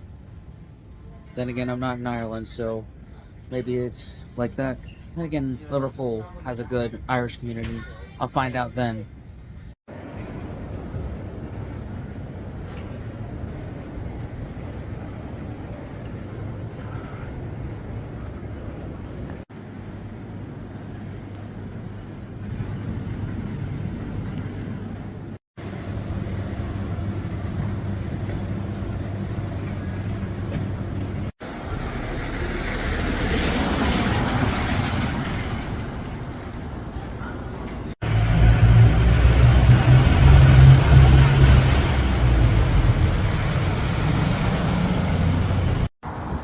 This one has to be my favorite so far. Yes, today we're in love, aren't we? With the whole splintering city.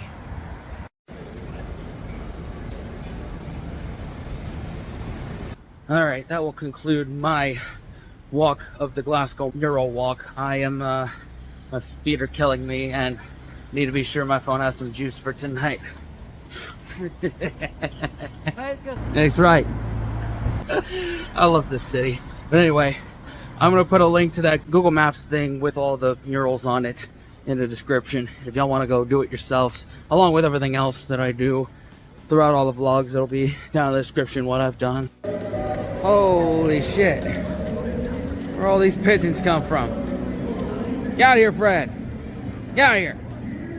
Go on now, get. I give up. Oh my god. Shoot! Shoot! Shoot! Whatever. As I show you my second Tesco meal deal, I must state that all pigeons and seagulls are to be referred to as Fred going forward. I do not make the rules, I just enforce them. If you agree to this, you must comment below, "Get out of here, Fred." Thank you for your cooperation.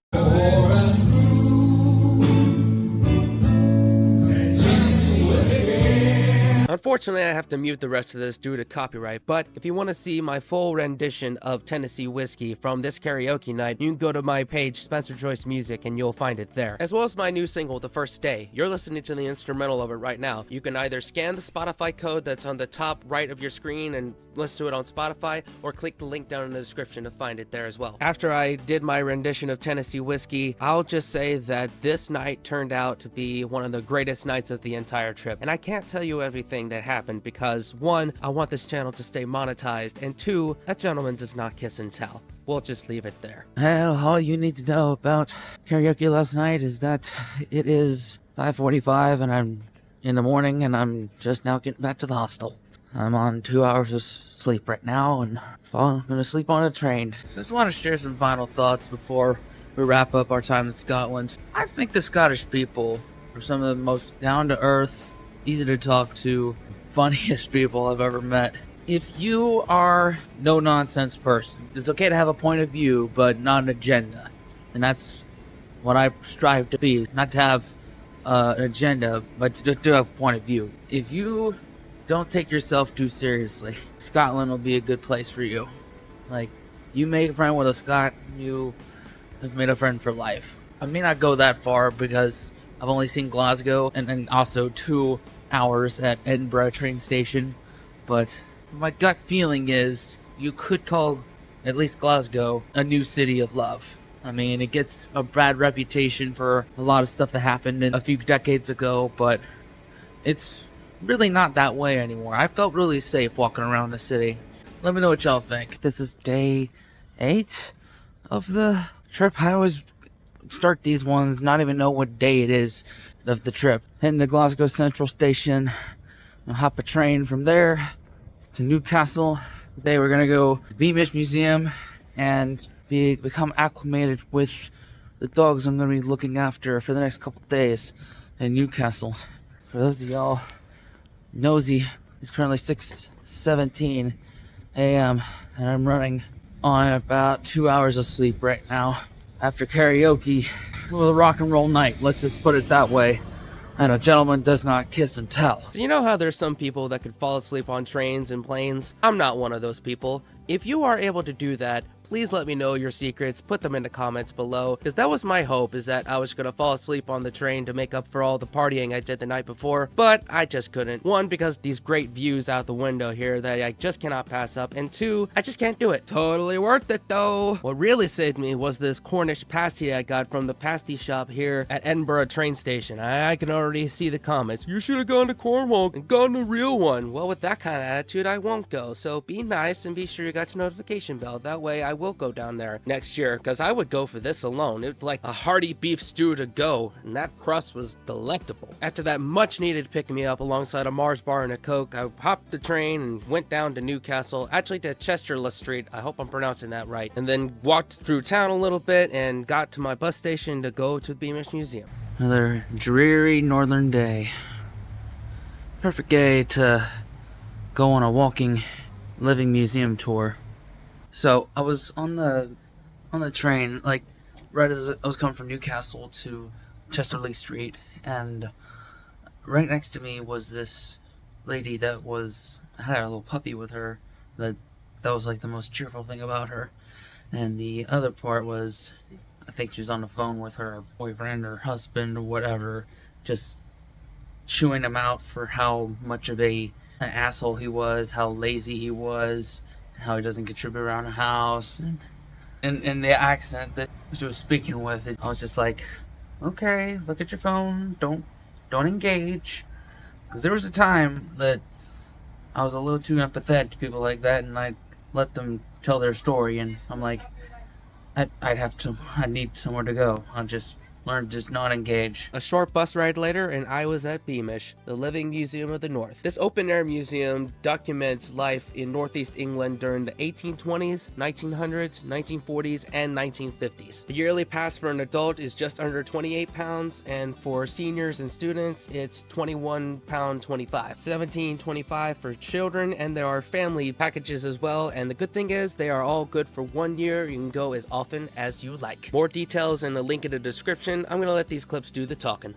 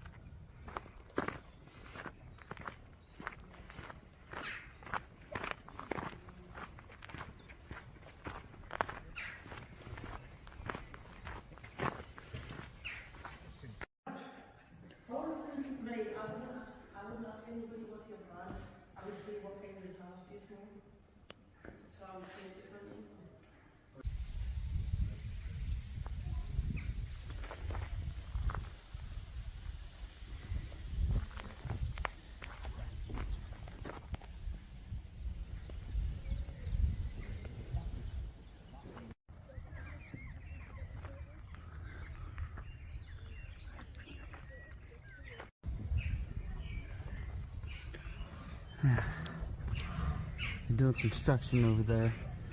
No way to go in for a pint. Oh well. Even though I walked all the way up those stairs where that lady's coming from. It would be nice right now, but we'll find one.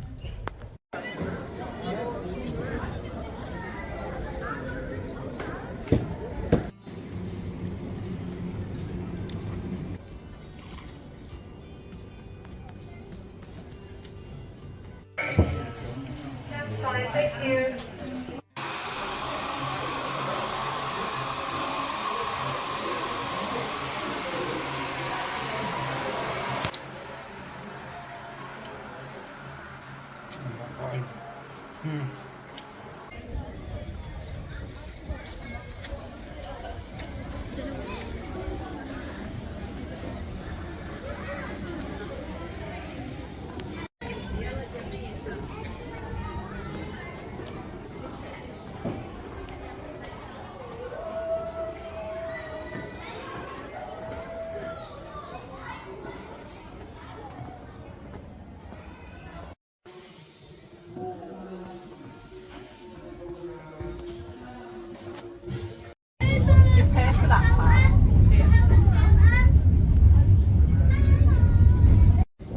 Pony? Hi, Pony. Hey, buddy. Are you not a pony? Yeah. Oh well.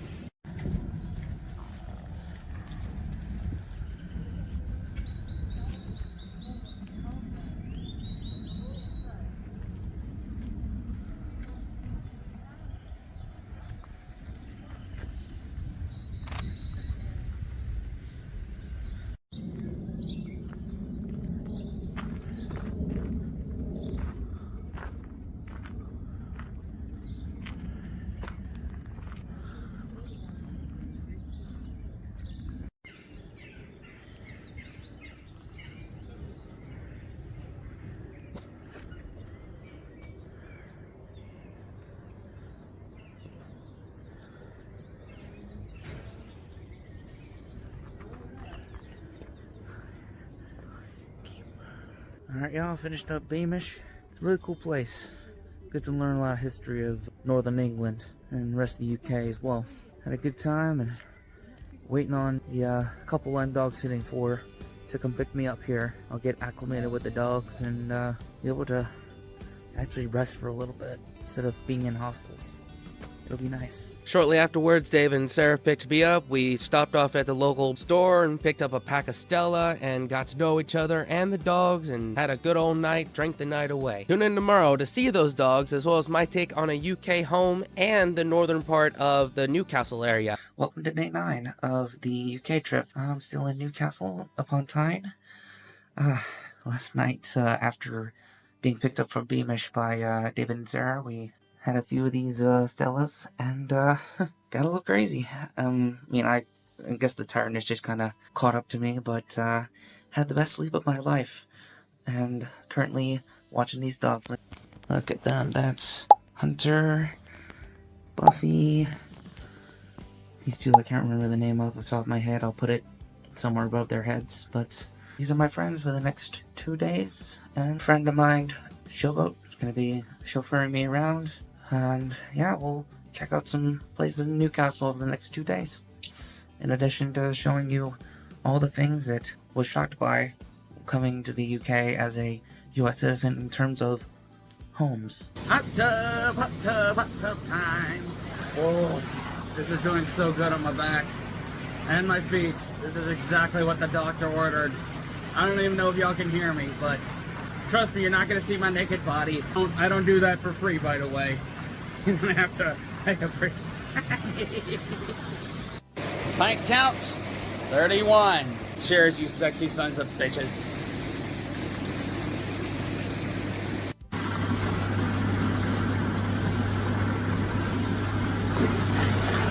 Oh shit!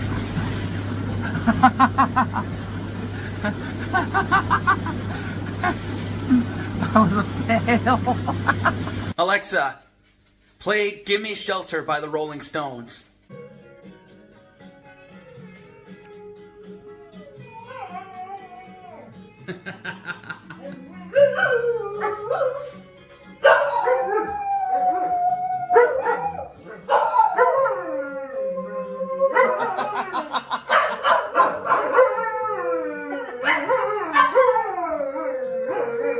After that doggone funny performance and chilling out in the hot tub for a little bit more, Showboat came pick me up around 4:30 that afternoon, and we explored the North Shields Tynemouth area. I hope I'm getting that correct. I'm sure you've already corrected me if I've not. But anyway, I'm gonna let the clips talk. Enjoy. That's the coast. North Sea. Very nice.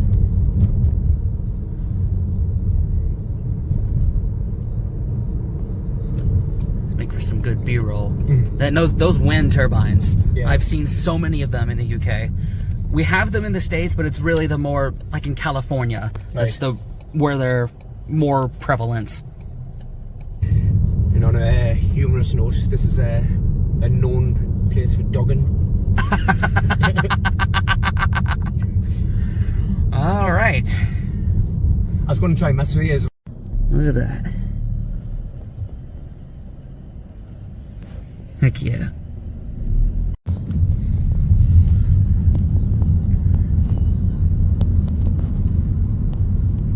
They've shut down the clubs, shut down the pubs. Now it's more like a out people's home, you know, like a retirement town sort of thing. Oh yeah, or retirement community. Yeah, they've done it up. I mean, they've spent money on it now, but for years it just got left to shit. Man, that's a shame.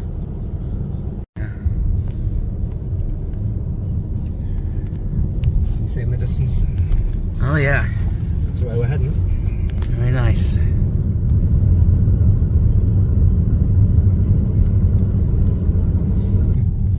See if you can spot the guys off Pulp Fiction on the wall. I'm looking. The Lego man. Yep, there it is. There it is.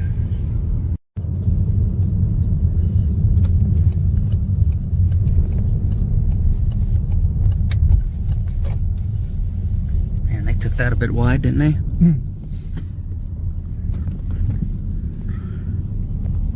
Oh. Norway, that sort of thing. Okay. Scandinavia. Nice. South Shores? South Shields. South Shields, okay. Something that's an old shields. Oh, okay. Okay. He's more from this way. Oh, not really nice. Like very, like, hipsterified. Yeah, but sometimes you'll come down here in the summer and it feels like you're on holiday. Like, it feels like you're in the middle of the Mediterranean or something, because it's just got a weird vibe about it.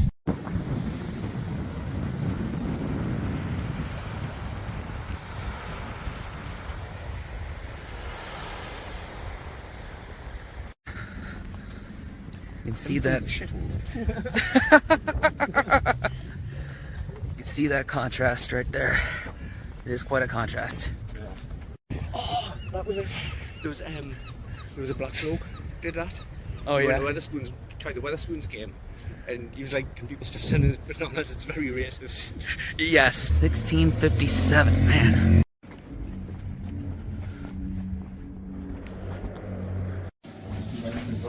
That right there is Sam Fender's, what award was it? Brit Award. The Brit Award.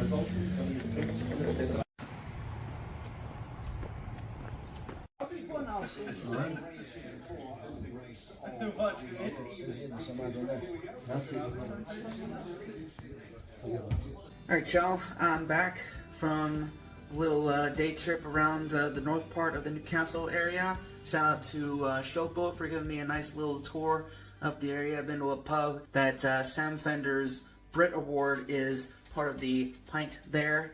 Experienced my first snooker table, snooker, whatever. Y'all just gonna have to deal with how I pronounce it, alright?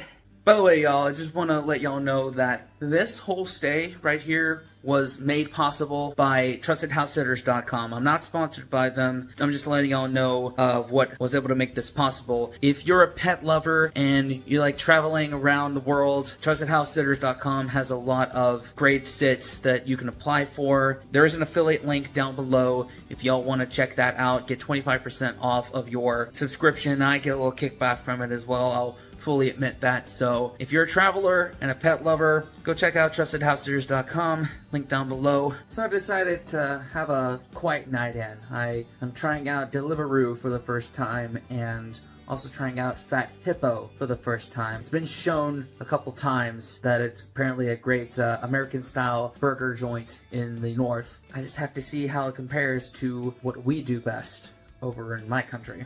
With that in mind, I just wanted to go through a lot of things that I've noticed in a UK home that are big culture shocks to me as an American. So let me just take you through this house. I mean, I'm not going to show everything because I don't want to show too much of this house, at least the couple that I'm staying with. We'll let you see the dogs again. Hi, Maya.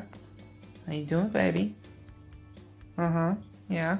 Yeah, this is Buffy, the shy one. That one's Crystal, the deaf one. Oh, now you're getting all excited about me, huh? That one is Hunter, the big loud one. Alright, so the obvious one, the plugs. I'm not used to having power that you actually have to turn on, so this part right here, that was the biggest culture shock. So right now, it's off, my adapter, to charge my stuff, but you actually have to turn it on in order to get it to charge. I'm glad I haven't made that mistake yet. Also, the fact that this clothes washer is in the kitchen. That is a big culture shock. Usually in American homes, there's a room that is separate for laundry. My Nana's house, our clothes washer is in the bathroom, or washroom as y'all say. Also, there is not a clothes dryer here. You just have to hang up your clothes in order to dry them, either on a clothes line pin or something like that, or a central heating, which obviously it's summertime, so there's not any heating currently. Also with the ovens, obviously because I'm American, I'm used to Fahrenheit. The fact that there's Celsius here, that threw me off a little bit. And also there's like several settings on an oven. There's like the top grill, which is the broiler, we have that, and then, you know, convection oven, we have that as well. And I don't know what these other two are, I didn't bother with them. The designs of these refrigerators and all the cabinets here, those threw me for a bit of a loop. Y'all let me know, is this a typical design in the UK? Because this pulled out, we have this type of thing in the States as well. Central heating. I'm assuming because it is the summertime, the central heating is not a thing right now, but this little thing, I guess this is what turns it on. I mean, I don't know too much. Y'all gotta help me out with that one. With showers, this head here in an American shower would be attached to it. Like, you wouldn't be able to pull it off of there in order to, you know, wash your hair, wash your back. That's definitely something I noticed. And also, I'll try and angle this so you can't see it, but toilets. Usually you see these type of buttons out and about at stores, at restaurants, so you don't really see this button and push one button for number one, push another button for number two, and you actually have to like push it down in certain places in order for it to properly flush too. So that's just something I've noticed as well. Y'all let me know. Is this normal? And this back here, y'all call this a garden. We call it a yard. We would only call it a garden if you had like plants out here. Other than if there's no plants, there's no flowers or, you know, tomatoes or any other fruit and vegetable that you're growing, it's a yard. Here, you call it a garden no matter what's back here. Other than that, you know, there really isn't that big of a difference between a US home and a UK home. It's just certain little nuances, but other than that, same shit, different animal. Alright, I've ordered Deliveroo for the first time ever, and what I got was fed hippo. I'm gonna open this up and see how it compares to what I perceive as the better product in the United States, but we'll see that. Look who's come around. I know, you smell it. Holy shit, these are American portions here.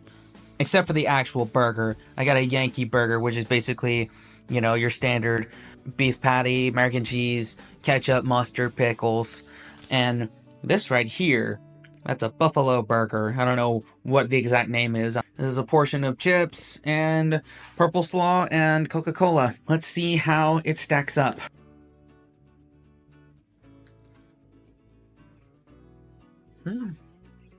It's a burger. Although it's a bit beefier, I will say that. You could actually taste beef here, which with a McDonald's burger or a Burger King burger, you really don't get that. But I don't know, it's still a burger, so I give it 8 out of 10. Now, I got some beef with y'all, pardon the pun.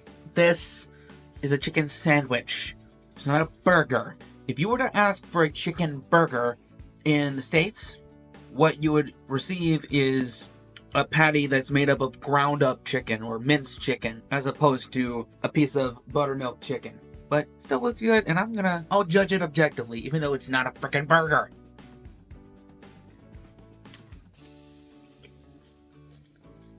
I mean, this is supposed to be a buffalo burger, but I've been in the UK way too long. I'm calling it a burger now. Damn it!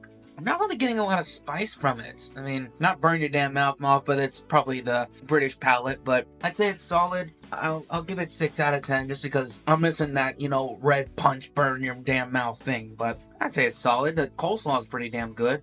It's a juicy piece of chicken too. I'll give it points for all of that. After that delicious meal, I went out in the back garden and recorded a few music videos with the guitar that Sarah had in her office. Thank you for letting me borrow it, Sarah. You can find all those videos on my page, Spencer Joyce Music. There are 2 originals and 3 covers. Hope y'all enjoy them. I know this wasn't the typical vlog that I've been putting out these past 2 weeks, but I needed this to help recover from all the walking I've been doing and staying in hostels. Plus, this was a fact-finding mission of UK culture, so it fits in with this vlog series. Hey, Maya. Oh, now you're getting all shy. Look at me. Maya. Just chilling with me, having a pint and a Coke. Good morning, y'all. Welcome to, is it day 10, I want to say, of the UK vlog? Now she's all just curled up right there. Look at you. Look at you. She'll cuddle with me, unlike that one. That's right, Buffy. Just walk away. Anyway, today's agenda. I'm gonna go meet with a longtime subscriber of the channel that, well, I don't know how to say this, but I won't be filming. Later tonight, we'll explore the actual proper tune that is Newcastle upon Tyne. My liver's gonna hate me. Good thing I've had a day to kind of recover from all of that, even though this is my breakfast right here. And that's the tip for Brits going to another country, particularly the United States. Have a soft drink alongside a hard drink if it's before, say, noon. The more you know. The more Spencer lies. Say hi, Maya. Hi, Maya. Aww. Oh, big a snuggle buddy. And like this one always walks away. See, look what I do. See? She always walks away. Does that with everybody. Ah, but Maya here. Oh, good snuggle buddy. These two are also good snuggle buddies when they're around. This one barks a lot though. This one's quiet as a mouse. Hit that right, Hunter. Hit that right, Crystal. You can't even hear me. Around 11, my trusty friend Showboat came, picked me up, and took me to County Durham to meet my friend Thea, who has been a long-time subscriber of this channel, and we had about a 3-hour deep, meaningful conversation, and it's a conversation that I will deeply cherish for the rest of my days. Words cannot describe how much that meant to me. Certainly can't explain it in an 8-minute YouTube video. Afterwards, Showboat decided to take me the long way around back to the place I was staying, which included a visit to the Angel of the North in Gateshead. This is the only pose I had where I didn't look like a complete douchebag. Fred open!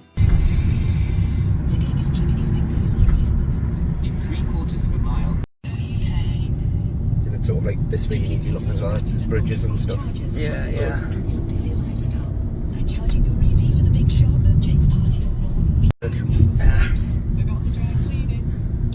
Well, that's right.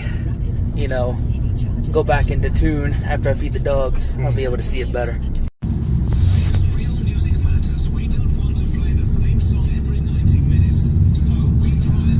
All them tasty sausage rolls. Stick bakes and everything else.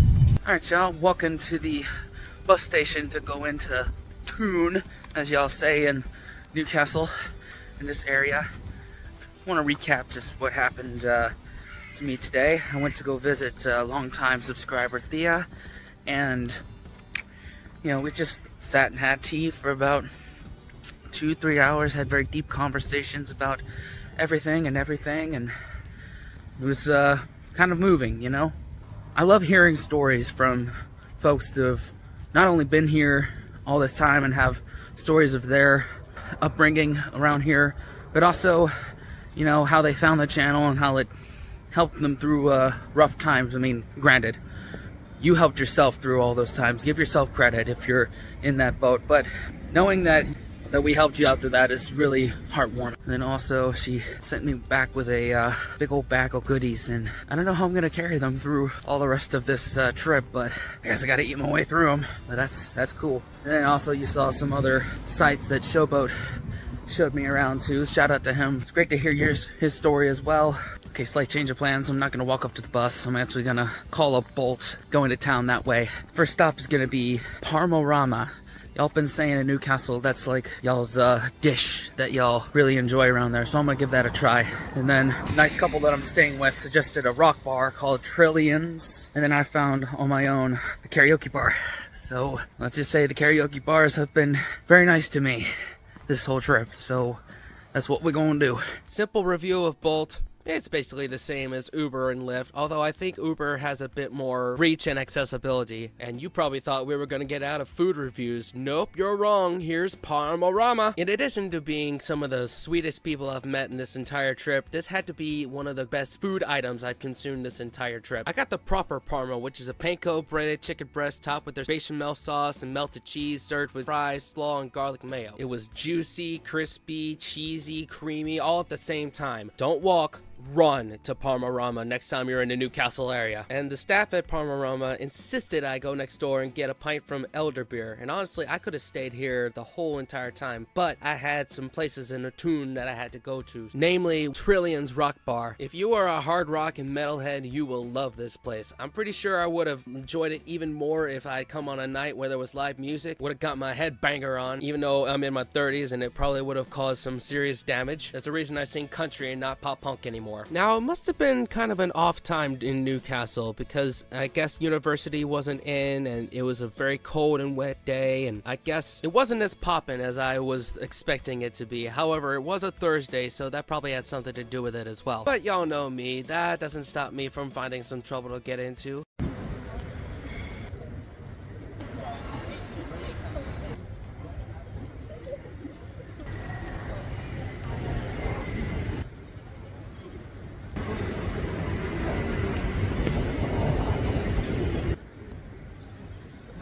one big ass statue. I don't know what it is, but UK karaoke bars just hit different than US karaoke bars, mainly because everyone thinks they can sing, especially after a few pints, but I'll give you a little snippet of what I was getting into.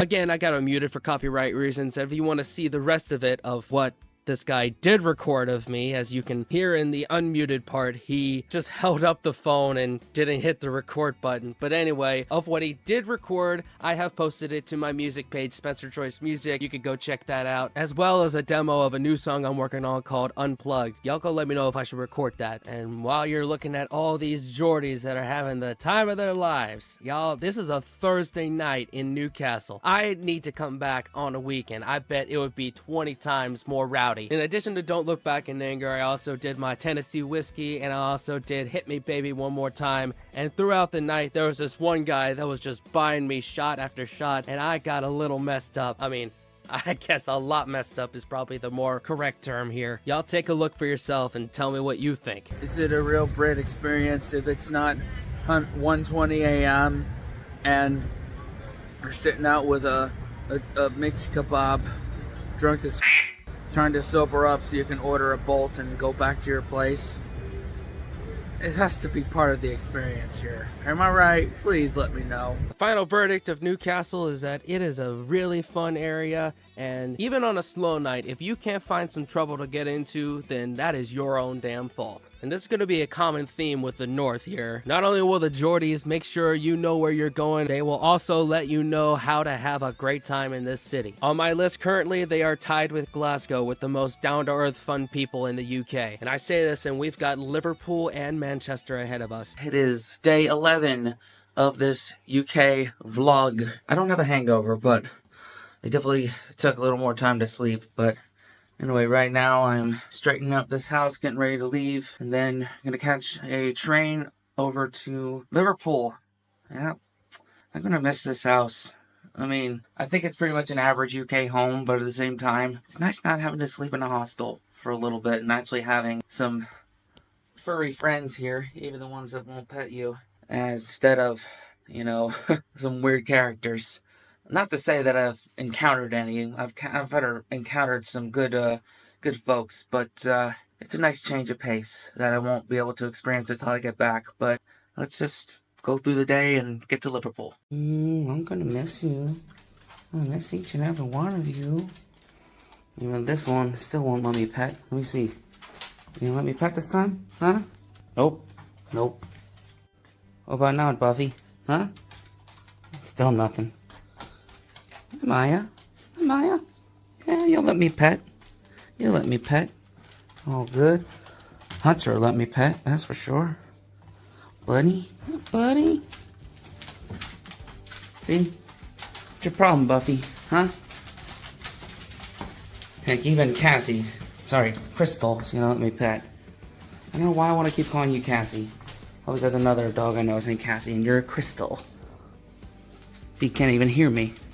You wouldn't even know if I was anyway. Unfortunately, my only Greg's letdown happened to be in the capital of Greg's, Newcastle. Y'all are hyping up this pizza, but really it's just average. Luckily, I had much better pizza in Liverpool. You'll see that in Monday's vlog. After that slight disappointment that I'm really not gonna spend too much energy on, I hopped the train and headed to the land of Lennon McCartney, another gem of the North, Liverpool.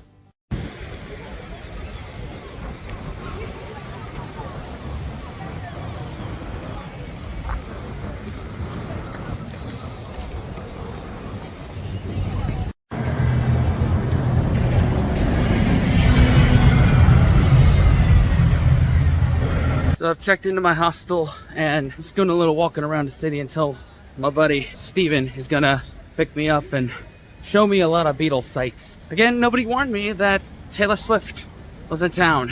Can you not let me know these things? I don't pay attention to that shit. Careful what I say around Swifties, because they can get a little violent sometimes. Well, violent's probably not the right word, just passionate, maybe. Aside from all the, you know, Swifties, I can ignore that. I've walked down the street and there's like Irish bar after Irish bar after Irish bar, and man, it's one of the things that I grew to love out of my ex is a love of Irish bars, so I'm feeling at home already. even if it weren't for all the Beatles stuff, you know?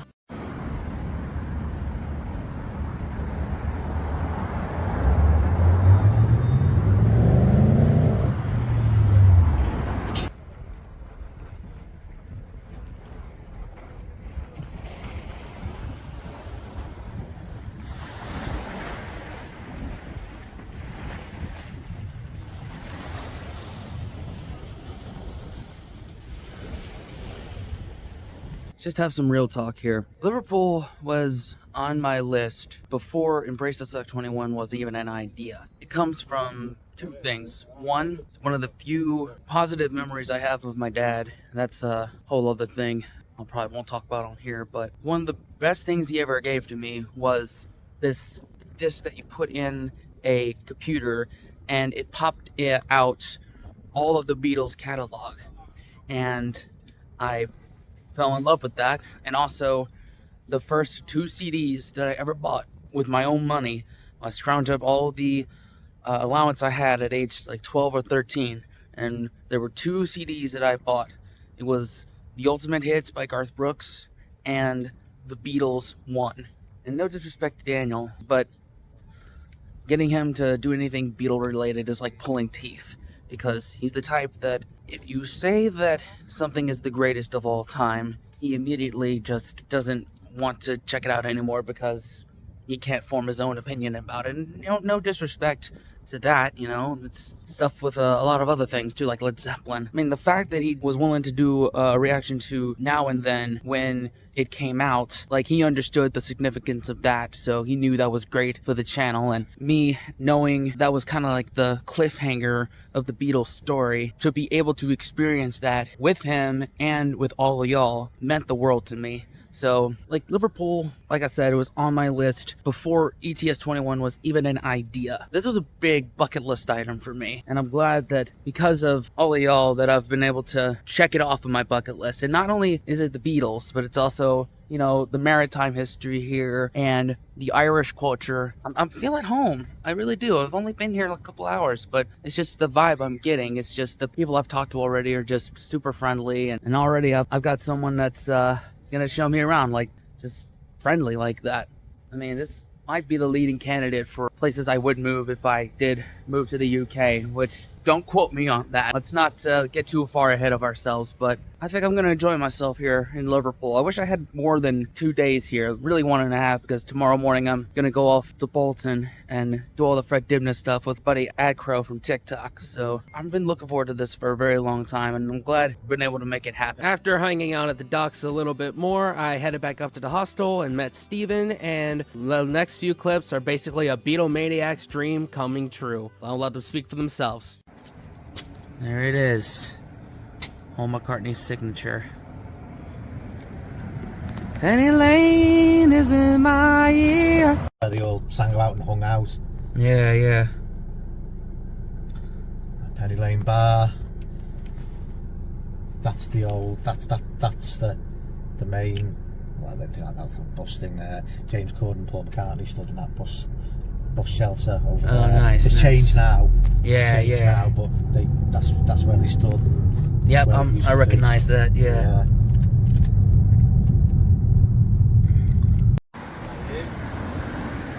We're at Strawberry Fields. Yeah, we're on the Beatles tour. Liverpool. Yeah, you okay? Good. Yeah, good. And how was work?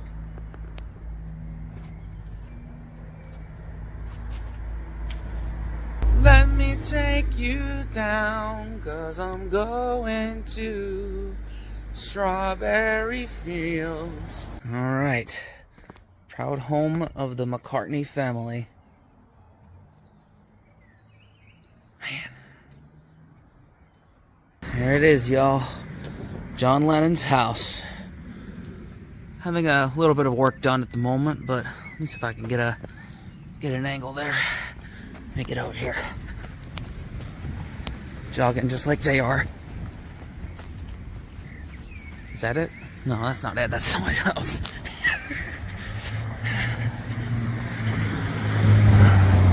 There we go. Look at that.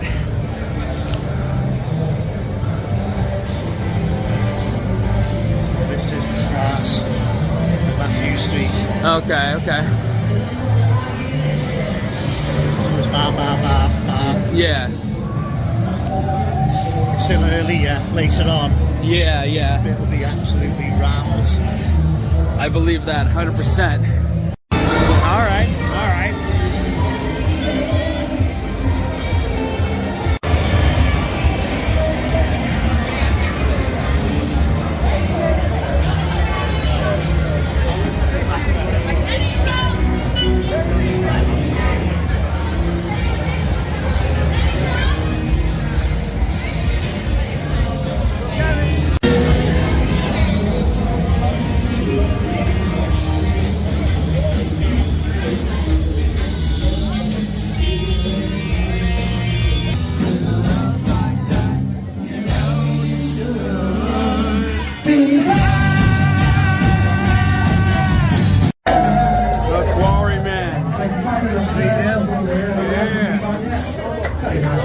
Oh, 3-0. Unfortunately, I'm having to mute a lot of these due to copyright, but if you want to see the unedited, unmuted version of this, you can go to our Patreon. Link is down in the description. I am basically having the time of my life. I'm singing along, watching Scotland get their butt kicked. Y'all always reminded me about the Euros, but not about Taylor Swift.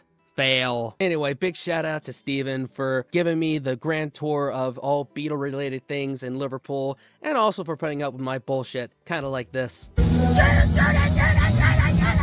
After Cavern Club, we went off to another bar, had one more pint, and then he had to take off early because the next day, he and his son were going to Manchester to see Liam Gallagher, a day before I was. But hey man, Steven, if you're watching this, I am forever indebted to you, my friend. If you need help hiding a body, I will be on the next plane over. Yeah, shout out to Stephen B, man. He took me around this city, pointed out a lot of fun things, and some I could talk about, some I can't. But hey, it's 11:30 and the night's still young. Find what other trouble I can get into. Thank you very much.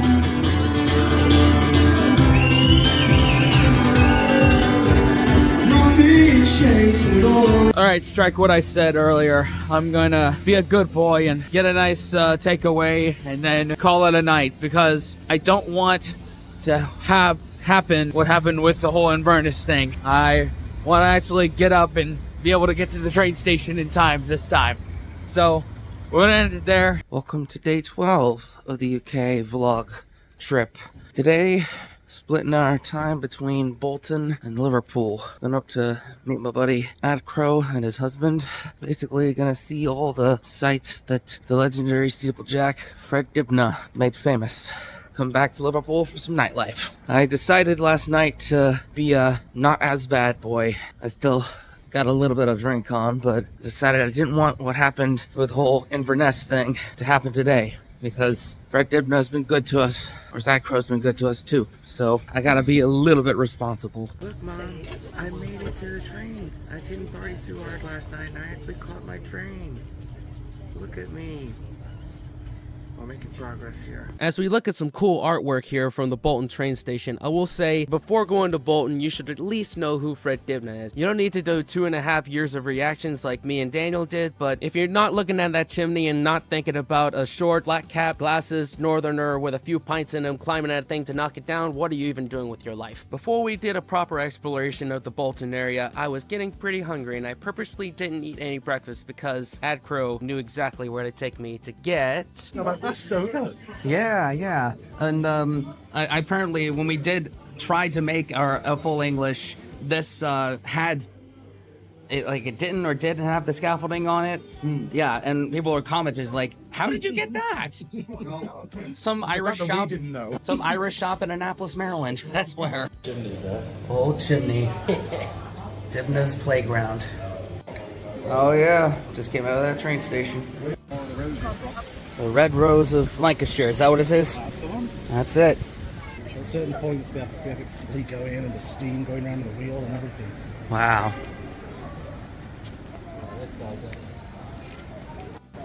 There he is. The myth, the man, the legend. Fred Dibnah. Steeplejack, Reverend Son of Bolton. In all his glory. Good on you, Fred. There he is. Fred Dibnah in all his glory. Shout out to Ad Crow. Go follow him on TikTok and all the other sites. I'll put all his links in down in the description, all right? If you want good, wholesome British content, that's your guy right there. Anything you want to say to the folks of ETS 21? Oh yeah, wipe your toes, blow your nose. I can't remember them. What, not wipe your toes? That doesn't make sense, does it? I haven't said it in so long. Embrace the suck. Perfect. I can't take him anywhere. More of Fred's work right there. I wouldn't want to go up there, even after a few pints.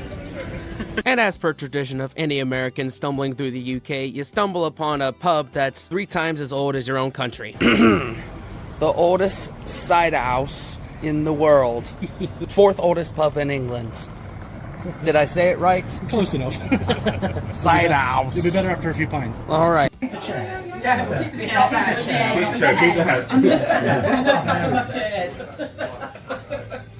Are you doing what you're doing this to... The execution of James Stanley, the 7th Earl of Derby, at Churchgate, Bolton and London, Wednesday the 15th of October 1651. Oh my goodness. And we're in that pub. Right there, this reflection, but you get what I'm saying here. Let's see the rest of this. Stuff for the vlog. I have a feeling that this is the part of England y'all were saying not to miss. The stuff that if I only stayed in London, I would miss out on it completely. There it is. One of Fred's chimneys. Yeah, I wouldn't try. Yeah, I wouldn't do that either. Not even after a few of those ciders. I wouldn't do that. Yeah. Like I said, that's Dibnah's playground right there. Goodness gracious.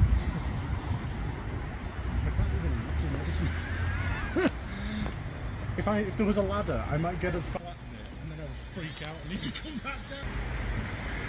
Train crash, Crook and Bolton, 16 of March, 1918. Well done. So what's the 16th month? Wow, look at that. Our old Dibnah. It's so nice to live next to the river. Yeah, it's peaceful. Yeah. That right there is where Fred Dibnah made the magic happen.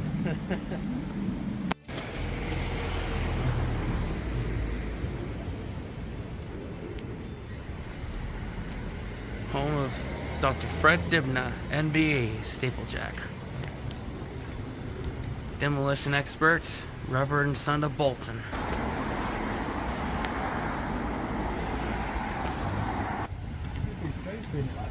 Only thing alive and everything on the documentary. Right.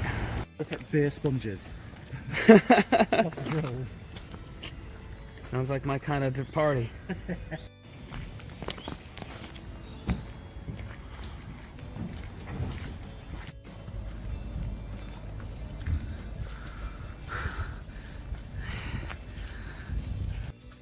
PSA to all Americans. Yes, this is part of Britain. It's a big part of it.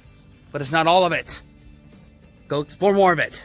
After exploring Smith Hills Hall a little bit, we tucked into a quick cup of tea. Me and Phil had a nice piece of chocolate cake, which was some of the best chocolate cake I've ever had. While this was all mighty fine, this is just small potatoes compared to the afternoon tea I had in the bath episode later this week, so be sure you're subscribed and you got your notification bell on, that way you don't miss that episode. Once Ad Crow and I found out that we both have backgrounds in working in grocery stores, he did what any British gentleman would do and took me to a British grocery store so that I could see the differences between US and UK grocery stores. Take a look.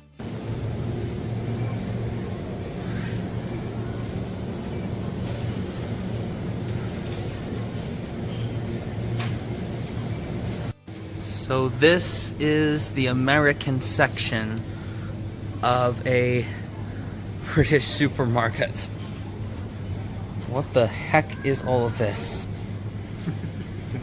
Marshmallow mateys? Hello to all my marshmallow mateys. They got Reese's here, they got Hershey's. Some melted Hershey's. Melted, ugh. Hershey syrup. Not A-N-W, A-W. But there was root beer, it's gone. So we are opening up to root beer. Yeah. Just some And they put in hot dogs and brine over here. crispy onions. Crispy onions and Toastums. It's not Pop-Tarts. The thing is, we do have Pop-Tarts. I don't know why they put that in the American section. Yeah. Jelly bellies. Jelly bellies. And pumpkin. Pumpkin. That's something that doesn't tend to be over here. I've noticed that. Really? Yeah, pumpkin, like if you want to make a pumpkin pie or something. Yeah. The barns in the UK are much higher hygiene quality. Yeah. We don't need to wash the eggs because the eggs are how they would be if you got them from a barn. So they're going to be brown because they've not been bleached. Right. And it keeps the coating on them. So the coating is what keeps them in good condition. So that stops them from going off. So they don't need to be put in the fridge. That'll never happen in the States because we always wash them. You don't need to wash them if they're in good, clean condition. If you went to a farm, you wouldn't have to wash them from the farm, would you? No. All right, so before I wrap up my day in Bolton, just want to tell you all about a little story. Here I'm at the station to catch my train back to Liverpool, and I go up to the vending machine to get a Pepsi out of there, and there's these three, very locals, very Bolton accents. One of them looks at me, is like, "Are you a crazy Scottish person?" At first I didn't know they were talking to me, and I was like, "Oh, are you talking to me?" And like, "Yeah." And then they realize my accent because I'm American. It's like, "Oh, what are you doing in America?" I said, "Fred Dibnah, of course." It's like, "Hey, this guy's cool." And it's a nice interaction, only in the UK. So anyway, I'm back here at the station waiting for my train back to Liverpool, which I've been saying that's quite delayed due to a fault at the level crossing, but that's alright. Liverpool nightlife doesn't start till later anyway. After getting back and laying down for a couple hours, I went to Baltic Market in the Baltic Triangle area of Liverpool. Turned out to be a great spot for people watching, for watching the Euros, and of course, the food. First venture I went to was Spice Thai, and this proved once again the point that I've made several times throughout this vlog series, that Asian food in the UK just hits different than the Asian food in the US. Between this prawn pad thai and the duck gyoza, I was in heaven. Since Italy was playing at the Euros at the time, I figured I'd get myself a nice pizza pie from Little Furnace in the market, and y'all, I am a huge fan of Neapolitan style pizza, and this delivered on every single level, from the cheese, the sauce, the dough, the pepperoni. Built the pizza size gap in my heart from that Greg's pizza, but what made this pizza even more special is that it was handcrafted by a subscriber of the channel. Big shout out to Joe for 1, coming up and introducing yourself, that was super cool, and for 2, making some of the best pizza pie I've had in my entire life. Since half of the female population of Liverpool was at Taylor Swift that night, I decided to go to Arcane's, an arcade located inside of the Brewery Works, and have a chilled night playing some old school arcade games and video games, and conserving both my energy and my money for Liam Gallagher in Manchester next day. Alright, I've decided to just go back to my hostel after Baltic Market and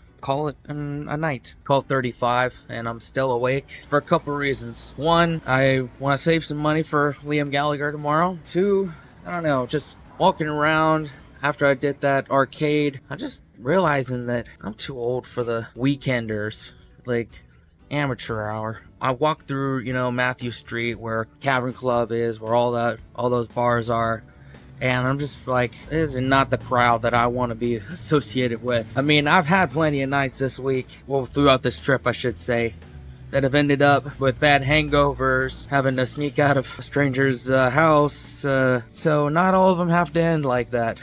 I'd like to be able to enjoy tomorrow, have the hangover happen Monday night instead of tonight. Today was a great day. Spent it with Atcrow and his husband, doing all the Fred Dibnah Bolton stuff, and had my first random fan encounter. Shout out to Joe from Baltic Market at the pizza place. Made a really good pie, and I appreciate you walking up and saying hello. That really meant a lot to me. I think I'm gonna wrap it up here. We've got the British music experience before we hop the train from Liverpool to Manchester, and some pints planned before heading off to see the man himself, Liam Gallagher. The whole reason that we're doing this whole trip. Day 13 of the UK trip. Today we're heading from Liverpool over to Manchester, meeting a couple subscribers over at the Victoria station, and maybe grab a pint, or after that we're gonna go see the man himself, Liam Gallagher, at Co-op Live. This is the whole reason that this trip even happened, was definitely maybe 30. Before that, I'm gonna head to the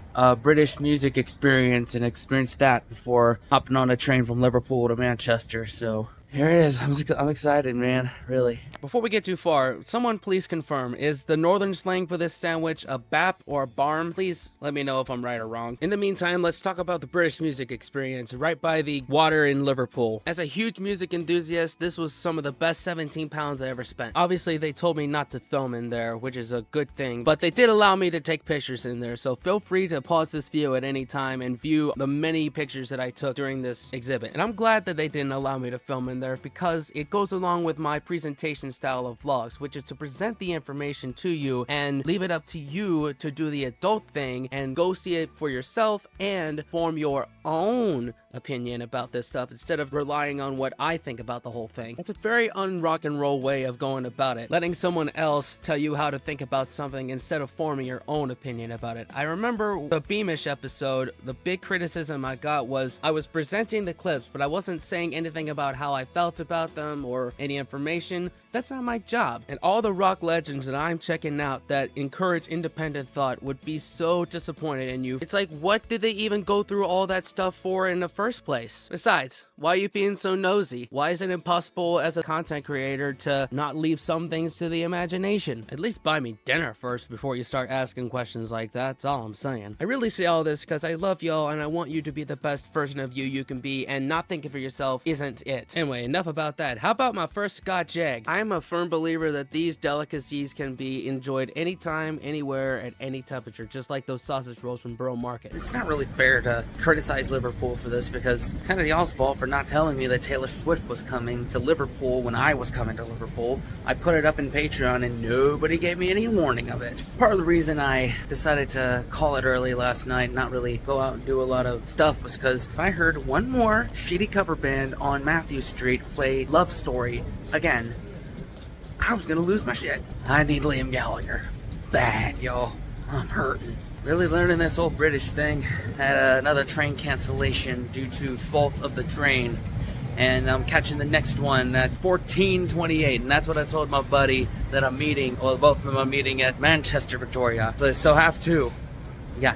I'm still not used to how y'all say like half two or quarter of two. We say it differently. I personally don't say it like that, but it's like, meet me at 2:30. Okay, so 2:30, or meet me at 4:45, so 4:45. That's how I say it. Help me out with that. Of course, to pass the time with that delayed train, I went to the Wetherspoons that's located at Liverpool Lime Street and saw this advertisement for their hotels. Somebody in the comments, please let me know. Have you been to one of them? And would you recommend I stay at one of them next time I go over? After an hour, I finally made it to Manchester, and these are just some clips. I'm gonna let them speak for themselves.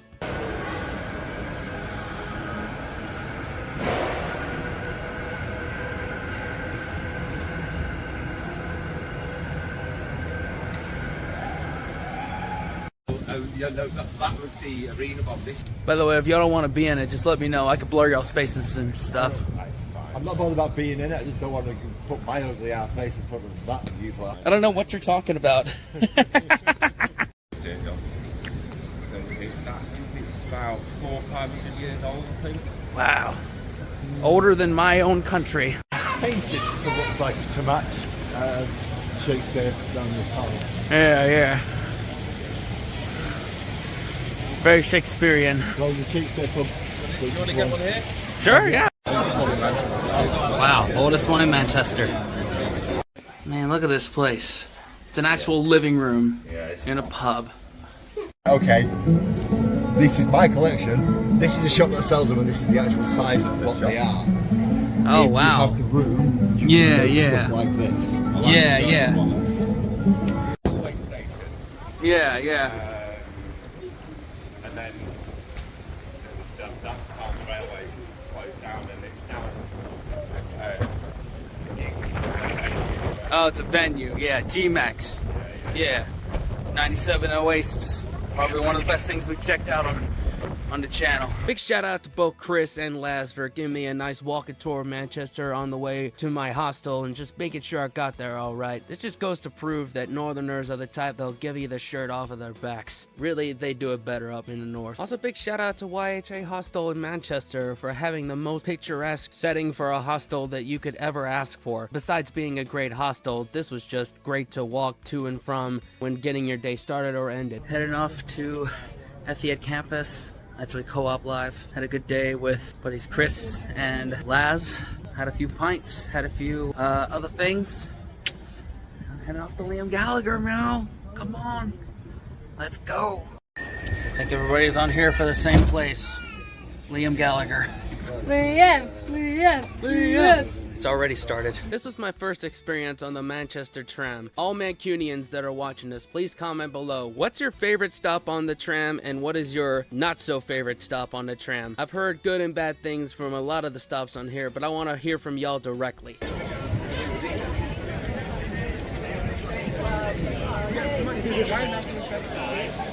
I'm in. The whole reason we came here. I'm in. Now, I heard that Co-op Live had a few false starts in terms of getting open because of some technical issues, but it seemed that all those problems were fixed, and this had to be one of the most tricked out venues I've seen due to the amenities that they had and, of course, the sound, which we'll get to in a second. But this right here is an example of UK living in the 31st century. The ability to pour your own pint. Yo, you could pour your own pint in this country. I'm never gonna leave. Y'all have me now. Granted, this was £8.95, but still, I love the convenience. I'm staying here. And I'm not even going to tell you how much I paid for this hot dog here. All I'll say is it was not worth the price. Do the smart thing. Eat before you get here. Again, earlier in this video, I told you I don't like telling you how to think, but this is a case where I did something so you don't have to, and this is just common sense. Enough about my food adventures. I know y'all want to see some live music, so here we go. Reminds me of the side of home. The sweating in the breezy echo. I promise that I'll see you more. Also, £9 for a pint. That's highway robbery.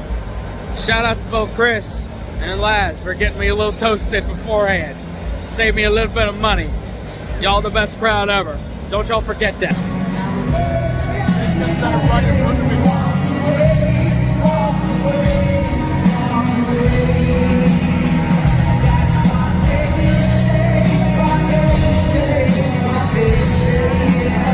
Unfortunately, I have to mute a lot of these clips due to copyright, but if you want to see the full unmuted clips, there is the full raw footage up on our Patreon. Link is down in the description. Get in there! Fucking love Oasis!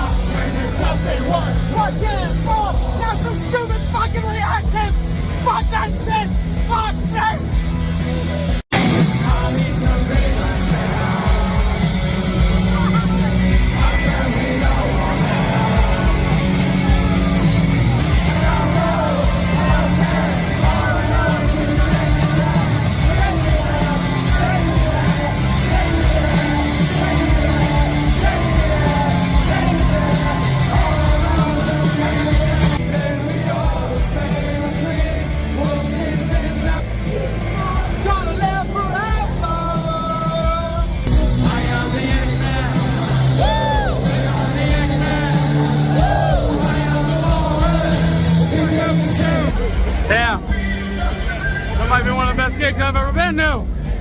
Holy shit. Y'all know how to do it over here.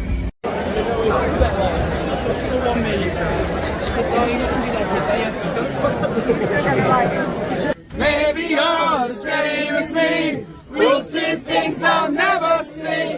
You and I are gonna live forever. Woo! I'm back at the hostel, and my voice is pretty much gone, and I'm near some running water. It's a very picturesque place where I have a hostel. I got the magic of twinkle fingies to remove all that background noise, like that. See? Anyway, Liam Gallagher in Manchester. That was amazing. Look, all the stuff that we checked out through ETS21 was just amplified by a million times with that. Having Liam and Bonehead on stage together is an amazing thing. Liam didn't just do the songs that he sung on during the Definitely Maybe days. He also did, Half the World Away, which was amazing. Noel was, he was and was not missed because they still got the sound right, but look, Definitely Maybe is one of the greatest albums of 90s rock and roll, of all time rock and roll. Like, come on. There's always the rumors of them getting back together, and this was definitely a time where it needed to happen, but I had a great time. And not only did he play Half the World Away, but also played some other B-sides and a demo, which I know Noel did Lock All the Doors with High Flying Birds, but that was initially a demo during the Definitely Maybe days, and Liam did it, and man, it was awesome. And of course the bangers, Rock and Roll Star, Cigarettes and Alcohol, Slide Away with him doing the Don't Know, Don't Care, All I Know Is You Can Take Me There, and Columbia with that little rap part or whatever that was awesome. No disrespect to when I went to go see Liam with John Squire in New York City, but that shit all over that New York gig. But all the same, I actually had a couple of people recognize me. Shout out to Chris with a K, recognized me in the crowd, and Tony as I was walking back to the tram. Thank you for approaching me and just being awesome. Shout out to Campbell, some 18-year-old Scot that definitely was not feeling like everybody else was during the Euros currently, and yeah, I'll go with you on that one. It was coming home tonight, but oh, it's funny. Liam asked the crowd, he's like, what's the England game score? But it's 4-2? It's 1-0. Oh, it's 6-7? No, it's 1-0. That was funny. He's a hell of a front man and a great man at the people. I will say there were a few cute women in front of me that right before the gig started, they heard my American accent, and I remember they were from Stoke-on-Trent, I believe is where they was, and I wanted to, get their names and party with them more, but they exited way before I could. So to those, if you're watching this, I promise I'm a good man. I shouldn't be using my channel for that. I'm sorry. I'm still, as y'all say, buzzing from that gig. My God, seeing Liam Gallagher in Manchester, that should be on anybody's bucket list. No matter if he's doing a new record or a tribute to an Oasis record, whatever he's doing, if you have the opportunity to go see Liam Gallagher in Manchester, book your tickets yesterday. Running out of energy, I'm out of voice. I'm gonna crawl into my bed in my hostel, and then tomorrow we're going to explore more of Manchester. I've got football museum, some shopping market, and I'll put the name right up there on the screen. I've been dissuaded from doing the Curry Mile because apparently it's not as good as if someone's got only 2 days. There's better options. So we'll get Indian tomorrow. Man, I really couldn't ask for a more picturesque place to have a hostel. It's like right here on the waters where all these boats here. When we checked out the boat that guy built, these river boats, the focal point of that. I swear, when I make it big, I'm gonna have one of these. Look prettier than this one, obviously, but yeah. Couldn't ask for a better, more picturesque place. Welcome to day 14 of the UK Vlog 2024. We're in Manchester today for an actual day around. Yesterday, the main focus was a Liam Gallagher gig, and I don't know if y'all can tell by my voice. I can barely talk right now. Just belting out everything from Definitely Maybe, from Rock and Roll Star to Cigarettes and Alcohol to Slide Away to Half the World Away and Lock All the Doors, things like that. So anyway, a few things on the agenda include Half Flex, Football Museum, some Indian. I've been dissuade away from the Curry Mile because apparently it's gone downhill a bit and it's kind of out of the way of town. Go explore Manchester. How about that? By the way, for context, it is 11:15 in the morning and I am just now getting my day started. The pints that were had and poured all over my face, over me, and the jumping around and the singing about, it tired me out. But hey, we still got half a day. We'll make the most of it. While we look at some beautiful Manchester architecture, I don't know who needs to hear this, but I am not in the UK currently. These were recorded a month ago, and we put videos out on YouTube and on Instagram and on Patreon detailing when I would be there and when I got back. Come on, guys, do better. Oh, I'm a little hangry. Let's snap out of that by going to Fat Pat's. This is a viral food spot that specializes in American-style Philly cheesesteaks and hot honey chicken sandwiches. It was also a recommendation from Chris, who you saw yesterday. Usually I'm not a fan of eating stuff that I can get from home in another country, but if it's from a local Mancunian, I'm gonna go for it, and I am glad I did. The bread, you could tell that was baked in-house, and the steak was flavorful and juicy. The cheese was perfect. The addition of crispy onions, I'm a big fan of that. Seems a lot of burger and sandwich shops do that to a lot of American-style burgers in the UK. Why we don't do that in the US, I have no idea, but hey, they even got the crinkle-cut fries correct. Fat Pat's, you get a 10 out of 10 from this American. You did your research. I know people are gonna come at me in the comments like, oh, you're getting stuff that you can get at home in the UK. Well, you know, sometimes I want to see if y'all can compete with what we do, and my God, this stuff is a game changer. Like crispy onions on a Philly cheesesteak. Never thought to do that. Hey, y'all got some game, UK. Alright, I have ventured out. Got some stuff to cure this hangover from last night, including more pints, greasy American-style food. Fat Pat's, y'all was delicious. Y'all know how to do American-style stuff. Now I'm gonna take this back, put it in my bag, have it for breakfast tomorrow, then head off to the National Football Museum, go to Affleck's, Dishoom, and I'll probably call it after that. I'm extremely paranoid about, am I gonna drink too much and then miss my train for the next day? I'm not having a repeat of what happened with Inverness. I found it. That Hoover thing that y'all was talking about in that one video we did. Henry Hoover. That's who I was trying to remember the name of. After exchanging niceties with Henry and putting my sandwich away, I hopped on the tram and headed down to the National Football Museum. They did allow me to film in there, however, I'm not gonna give you everything because I don't want to spoil it for you, and I actually do want to encourage you to go down and visit it yourself, and again, form your own opinion of this whole museum. I'd say this was a very well put together museum, and for newbies like myself and seasoned fans of any club from any championship league, I was surprised how many were represented. Even the MLS was represented there. That shocked me. There are 3 levels there. One was dedicated to a lot of the history, another one was dedicated to a few interactive things, and the third one, I can't remember exactly what it was without Googling it. That's why I put the links in the description. And I'm sorry, England.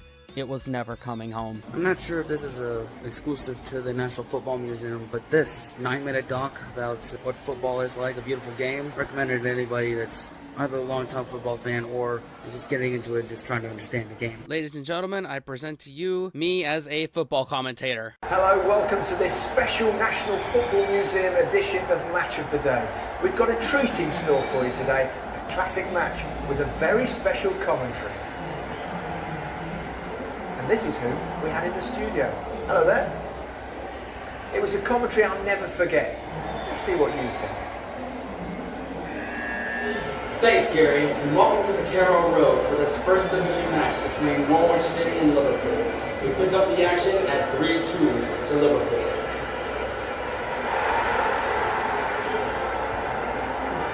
Downs, marked by Case. Norwich City really working well together on this one. Bond, Ryan, Fansau. Oh, what a goal! Oh, what a magnificent goal. Ray Clemens had no chance of reaching that one. And the manager wants his defenders to get back. The crowd are loving this.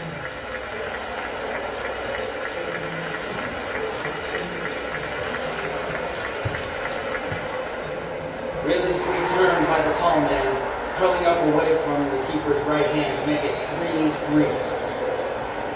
That has to be match of the day, goal of the season.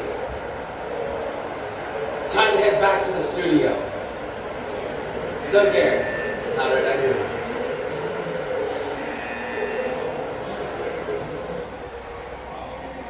That wasn't too bad for a first attempt, was it? A couple of things to improve on, but for your first game, well done. Well, that's all from me. Thanks for watching this special National Football Museum Match of the Day Commentator Challenge, and I hope we'll see you again very soon. I totally messed that up big time. I definitely don't think I have a career as a sports commentator, or at least I need to get more familiar with the game before I try that. Look at that. The sun is out. I've been told that I brought the good weather with me from America, so Manchester, you're welcome. Also should mention I had another fan encounter up at the football museum. Shout out to Lars from Germany. Said they saw me at the gig, Liam Gallagher gig last night, and I guess missed a connection. I'm assuming this is the exact opposite of going to the football museum. It's going to Affleck's. This had to be like the youth culture center of Manchester. All these shops with t-shirts with fun designs on them and vintage clothing and vinyl records, a CBD shop, and even a Japanese cafe and a couple other cafes too that I didn't go into, but I did go into this Thai massage place to do a little self-care. Not that kind of massage place. Don't get any ideas. Affleck shop, that's pretty cool. Just two problems. One, I'm on a budget from America, and two, feel really out of place there. Felt like an old fish out of water there. Not to say I wouldn't buy something there or go there again, just maybe when I do an individual trip to Manchester and I have like a week there. You know what I'm saying? Side note, I walked through Piccadilly Gardens and felt 100% safe there. I don't know what y'all were talking about when it comes to avoiding that place. I guess don't go there at night. Y'all let me know. Alright, we're at Dishoom. This is going to be our only Indian of the whole trip. I meant to go to this place in London, but didn't really have a lot of time to do it. And a lot of people, in fact, who I was talking to yesterday, Chris, said the Curry Mile has gone downhill quite a lot, so I want to go with a sure thing here. Evan Edinger suggested this one in his video about things tourists do in London or things like that. So, Evan, if this is bad, this is on you. What you're about to witness is me discovering fancy dining in the UK and a bunch of foodgasms. So if that's not your thing, you might want to fast forward to the end. So a couple of things I'm noticing about US versus UK, going out to a nice restaurant. If you want water, typically they'll just give you a full bottle of still water, which is what I've got. And you have to specify still versus sparkling water, which I like sparkling water, but I figured I'd just go with still today. With silverware, you know, spoons, knives, forks, they give it to you rolled up in one of these napkins. They don't just have it right there at the table. That's something else that's different. I asked, because I'm getting chicken tikka and a few other curry and garlic naan. I asked if it comes with rice or do I have to order that separate, and she said, my waiter said I have to order that separate. So that's another thing, is that you're not going to get a lot of stuff that comes with stuff already. Just be careful and look at that before you assume that stuff comes with stuff. In America, it's a lot of freebies. Here in UK, not so much.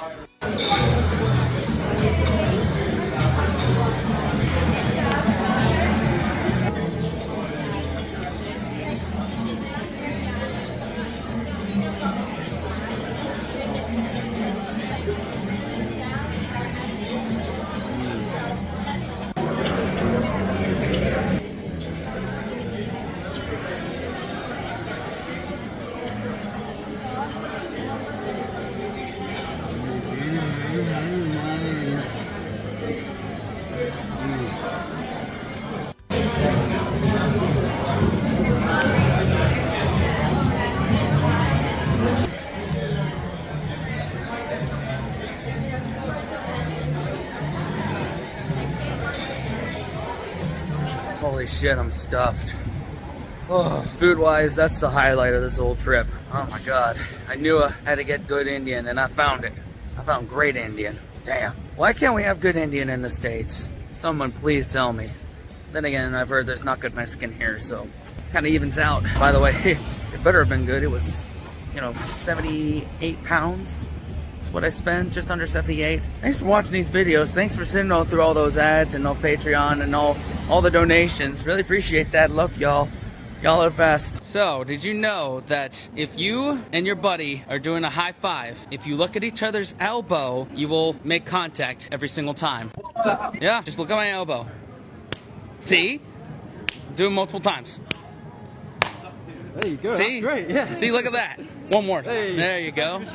Welcome to day 15 of the UK vlog. I am heading out of Manchester now. I just checked out of my hostel and I'm heading off to Bath. I've got an afternoon tea booked out for the same place that both Jane Austen and Charles Dickens. Sorry, it's early. I haven't had anything yet. I've got that booked out and then gonna explore a little more Bath. Not really have an agenda for that day. All these other days I've usually had something I want to do. Really, I'm just gonna find whatever trouble I can get into. I don't know if there's as much trouble in Bath as there is in places like Manchester or Liverpool or Newcastle, but hey, anyway, if you're new here, my name's Spencer. I am 50% of Embrace the Suck 21. Unfortunately, Daniel couldn't be with me. He has family obligations, but he's given me my blessing to do this trip anyway, so much love to him. If you're new here, hit that subscribe button, drop a like on the video. Let's go to Bath, shall we? I'm thinking that this train ride from Manchester to Bath has to be a contender for the second longest train ride of the entire trip. The first one being London to Glasgow. I'm thinking this train ride was up there with London to Swansea, Newcastle to Liverpool, Manchester to Bath. Y'all let me know. Which one do y'all think was the longest? First impressions of Bath. More Harry Potter-y, I'd say. More stereotypical British that most Americans think about when they think of Britain. All the stereotypes. More BBC English as opposed to northern accents. But then again, we're in the south of Britain, so that makes sense. The whole town apparently is a UNESCO World Heritage Site, so I'm just gonna walk around and see a bunch of historical stuff.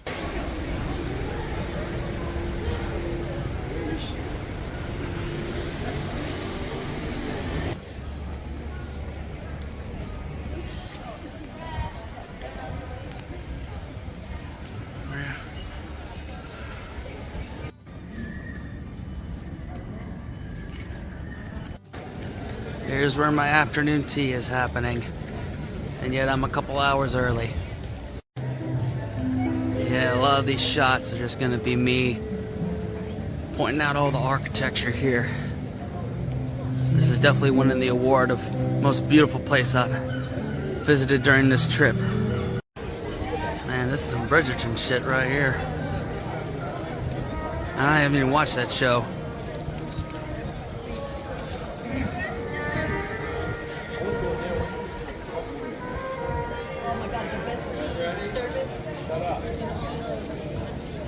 It was at this point that my man Lewis was right outside the Roman Baths and informed me that if I did not visit the Roman Baths, I would not be allowed back in the country next time. So that's what I did. Shout out Lewis. Thanks, buddy. You're a gentleman and a scholar. Now I present to you my trip into the Roman Baths, an experience that I shall not mutilate with my words and allow it to speak for itself.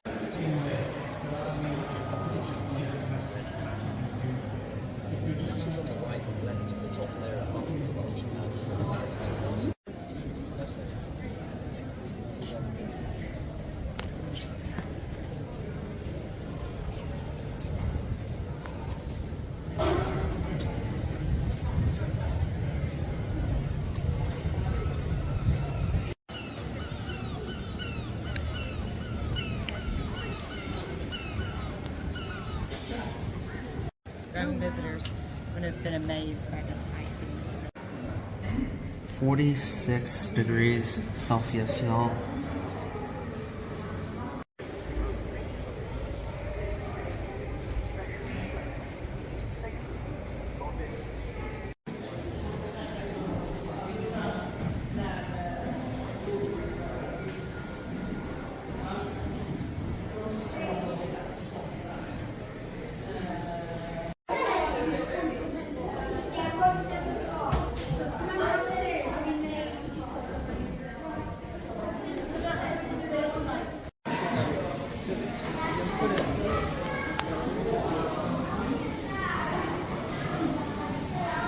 So if the Festivus episode of Seinfeld was made today, these would be the airing of grievances.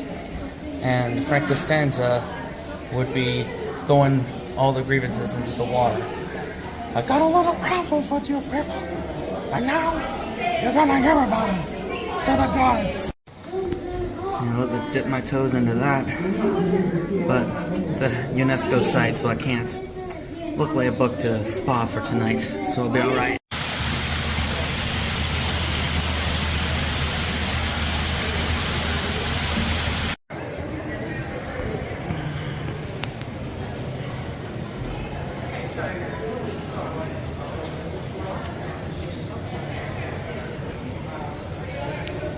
before anybody asks, yes, I do quite think of the Romans a lot.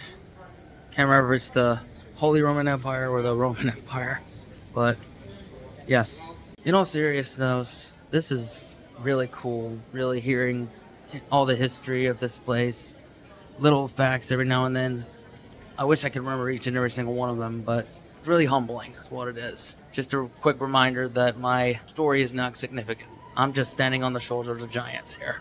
Word to the wise, anybody that's trying to get a picture with them and, you know, the bats and the cathedral inn, you're gonna have a tough time because there's not a lot of light in this area. So maybe come at an earlier time when the sun is at a different angle. I don't know. I tried taking a couple's picture and it was not working out.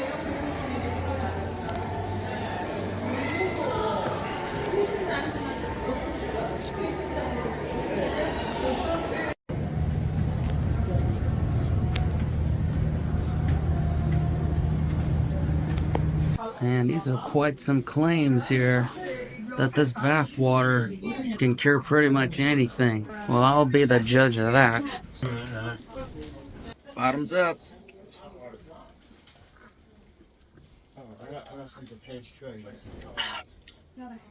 It's quite minerally. That better work.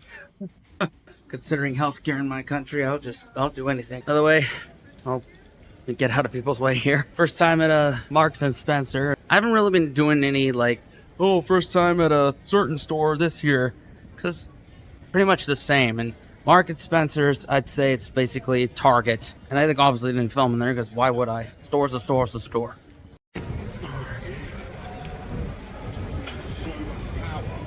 Whereas the lighter it is, the more power.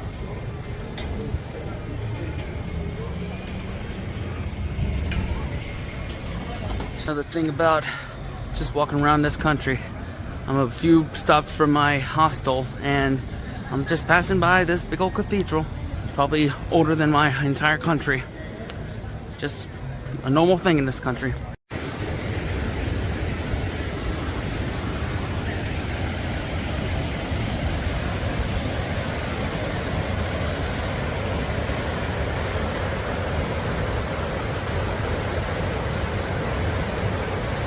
One thing I've noticed, I stick out like a sore thumb here. Not because I'm American, but it's because I've been told that I look Northern and Scottish from two different people. So my attempt to blend in has made me stick out even more. Speaking of sticking out even more, I now present to you, ladies and gentlemen and others watching, the most posh thing I did the entire trip. That was go to Pump Room at the Roman Bats and have an afternoon tea. The subject of an afternoon tea definitely divided our audience when I was initially asking about things to do, places to go. Answers range from nobody does this at all to it's an essential part of British culture, i.e., it wasn't very helpful at all. So I'm just gonna have to find out for myself. This is 100% the most posh thing I have done this entire trip. Fancy schmancy afternoon tea, the same place that Charles Dickens and Jane Austen frequented in their time. I just know Daniel would be very out of place here. He'd be cracking a joke. I mean, we got people here speaking the Queen's English, and it's like... it's like an episode of Bridgerton right now. I can tidy up sometimes. I mean, I'm not fancy right now, but at least I'm not in, shorts.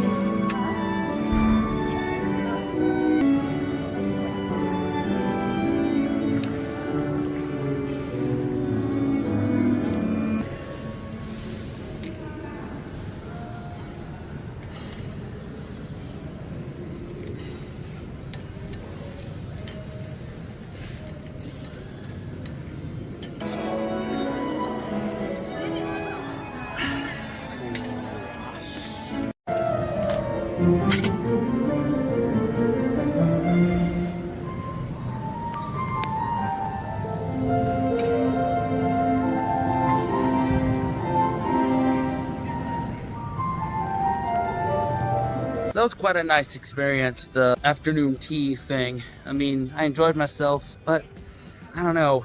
This didn't seem like a lot of food for what ended up being like 52.5 pounds. Not gonna fill me up. It's more for the experience, and two authors that one was the bane of my existence senior year of high school, and the other one, my favorite version of my Christmas carols, the Muppet one. I think afternoon tea is something that you do once and then just to say you did it. I don't envision myself doing afternoon tea again when I come back over here, unless someone takes me to a better place. Is there a better place for afternoon tea? Let me know. My next stop is Thermae Bath Spa. They have a strict no phones policy in there, so you won't get to see me in there or anything inside there, which I think some of y'all are okay with because you're probably still traumatized from that one part of the Newcastle video. So see you on the other side. Man, that's exactly what the doctor ordered. You could say I took a bath in Bath. After that very euphoric bath and everything else at the spa, I came to Taikun to evilly plot a trip to Thailand. Have some spicy Thai food and another pint. Quickly, cool people, go subscribe to my vlog channel, Spencer Joyce's World, over on YouTube and TikTok before all the virgins make nasty comments about how I'm abandoning reaction content. So a question I've gotten a lot through Instagram DMs, just keeping everybody up to date with what's going on with the trip, is do you feel lonely? And the short answer to that is yes and no. And I say yes because obviously I'm alone, traveling through a country I've never been through all by myself. I don't have a camera guy following me around.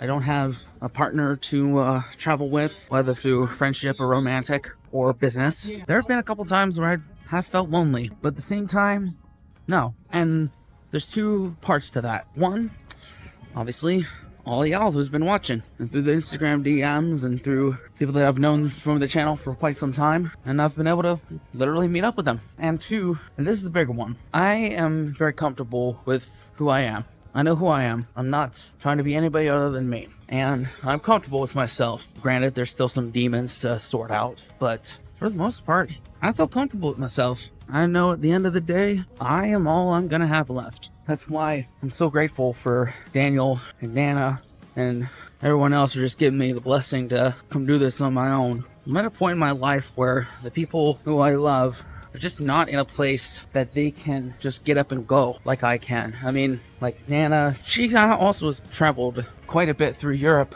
and loved it, but she turns 81 this year and just really doesn't have the ability to walk around like I am. And Daniel, he's got family.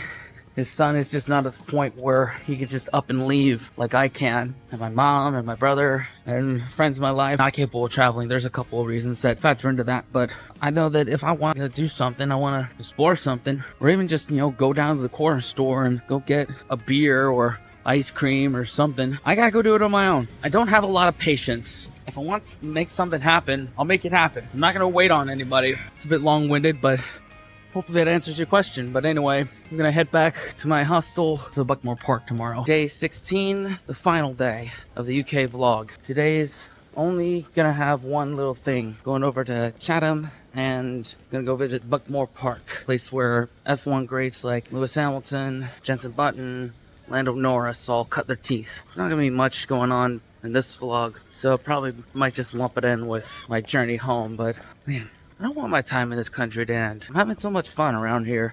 Let's just take you through my final hours here in Bath and then over to Buckmore Park and then to the airport. I will say also that I chose to, not really party too much last night because I wanted to have a chance of doing decently at that go-karting place. I've been drinking a lot of pints and eating a lot of not so healthy food, but I have been walking a lot. I've been using my legs a lot, so hopefully all that'll even out. I'm probably gonna suck. So I also decided against going to Silverstone today because my booking was so early in the morning and I felt my energy just kind of going away, and I really wanted my energy to go towards, Buckmore Park. I also had the task of earlier today finding Monster Munch for my mom. I don't know where she found it, but she likes it, so I've got that in my rucksack along with Nana's Maryland cookies, Daniel's pint glass, Holly's chocolate, and Alexander's Paddington bear. That's all in here, and I basically decided, I was like, what do I need to travel with? What do I not need to travel with? Some clothes I don't care about are now in a garbage can somewhere here in Bath, along with a few toiletries. Traveling light now. My back is finally relieved. That in addition to the Thai massage I got in Manchester at Affleck's. Not that kind.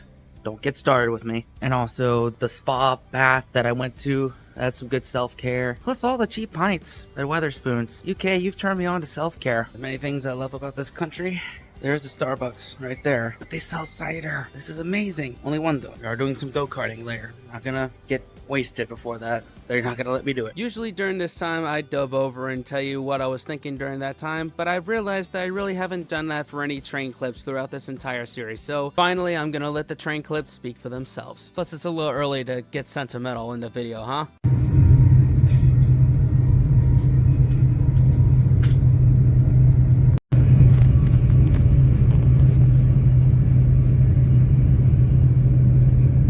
We are now approaching Chippenham.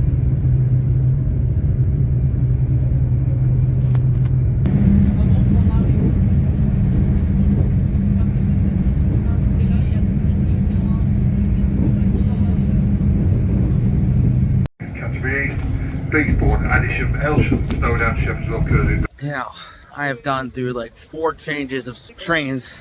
Just trying to keep up all of them. It's just making my mind just go places. But anyway, get an Uber and head over to Buckmore Park.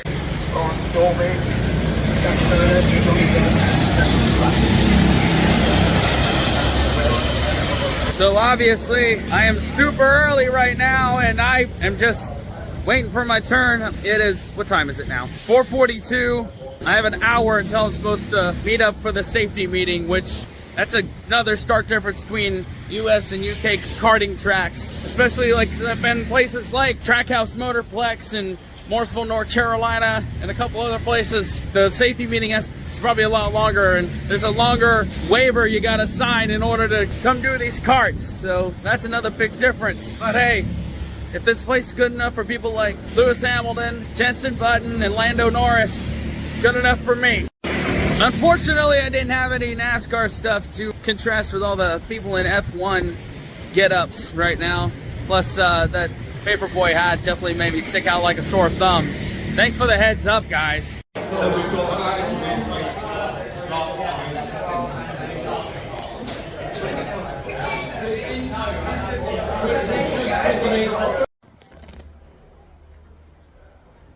Oh my god.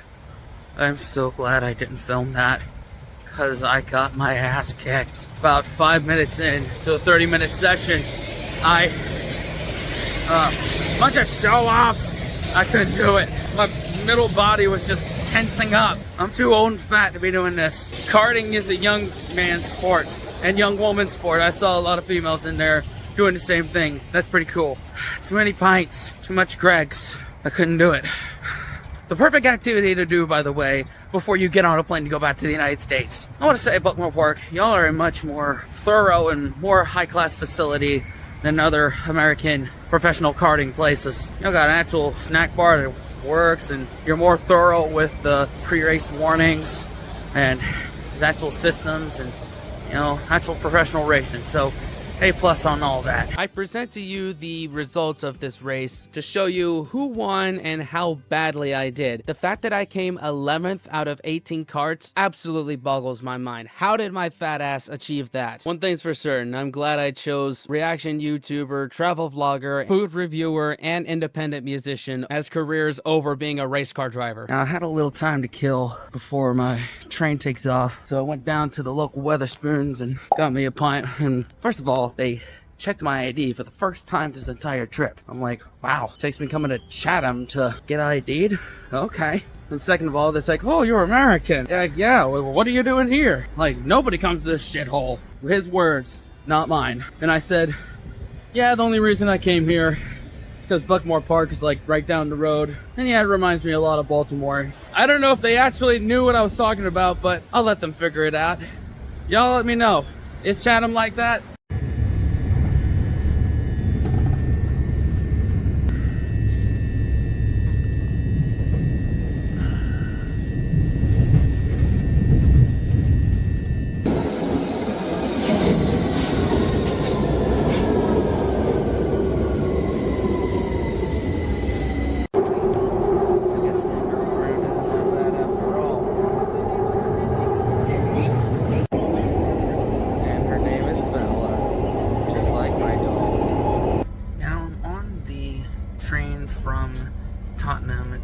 Stansted Airport. Usually other American React YouTubers would take this moment to share their final thoughts and kind of sign off on their adventure, but if you'll allow me just a little bit of time to get through customs and to the terminal, I think I know a better place to end this. Just bear with me on this one. I am fully regretting that decision because my body was starting to betray me big time, and I made the rookie mistake of getting to the airport way too early. I probably could have gotten a hotel at this point just to recover for a little bit, but rookie mistake, didn't do that. Here's the aftermath of my terrible decision. Alright, it's 10:40 p.m., so 12 hours before the flight even boards. So rookie travel mistake of trying to get there early, and the person checking my passport and my boarding pass said, dude, you're way too early. So just gonna walk around Stansted Airport and see what I could find. I know the Wetherspoons is not open until 4 a.m. That was gonna be where I was going to give my final thoughts, but unfortunately not. There it is, Wetherspoons.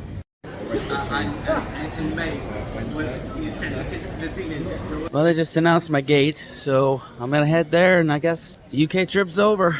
And I don't want to give y'all a final thought right now, simply because I've been sick as a dog ever since I got to the airport. I think it has something to do with the fact that I had about a hay fever, and I did a lot of cardio with that go-karting thing, and the hay fever just kind of all caught up to me, and now I've got a head cold, so my mind is just not in the right place right now to give you a full wrap-up of how I felt about this whole trip.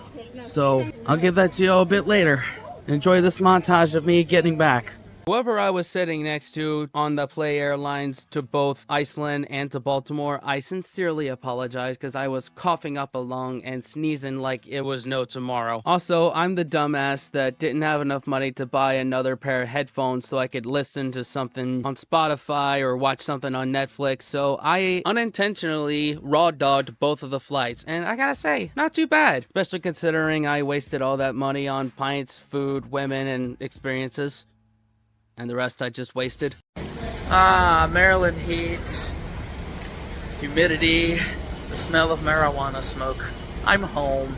And no wonder Baltimore public transit system's so shit. The guy pretty much just let me get on because my contactless wasn't working, and I don't know where I'm going. Trying to find my hotel. I think I put the wrong address in, but it's just what you want with a cold, and it's so hot right now. Oh, I miss the UK weather. I never thought I would say that. Officially back in the United States. I'm gonna lay here, clear out my head cold, and then sleep off the jet lag, and then catch an Amtrak tomorrow. I'll lump it all in with the final video. I'm not leaving y'all just yet. Gotta compare US and UK trains, and also UK and US bus systems. Y'all got it so good over there. The card machine didn't even work, and they just let me in. No wonder Maryland state government's so inept. I mean, my ex is part of it, so there you go. But anyway, I may edit that part out. For a job well done, I got myself a pizza and a big old 2-liter of Mountain Dew, and I'm gonna finish it all off. And nobody can say, put in a good 2.5 weeks of work. Although it really didn't feel like work. It's like hanging out with your buddies, you know? In this next segment, I was extremely tired. I had almost crapped my pants earlier, and I was fuming from the fact that I had to walk and I couldn't use public transportation because it was down at the moment. So I just came back from the UK for 2.5 weeks, and I am starting to really notice some big differences between US and UK, and I'm pretty sure the rest of Europe in terms of public roads, public transit. So I had to get up early this morning in order to catch a commuter train to the main train station in Washington, D.C. to go get my Amtrak. And this is all because I don't get paid until like 11 or 1 p.m. local time. So I'm having to walk all the way from my hotel to commuter train, MARC train here in the D.C. metro area, Maryland and Virginia. I'm just noticing how bad the buses are. There's no real commuter train from city to city. It's really sad. Fact is, our government won't do anything about it because both political parties are in with the car industry, which keeps it so that you pretty much still have to drive in this country.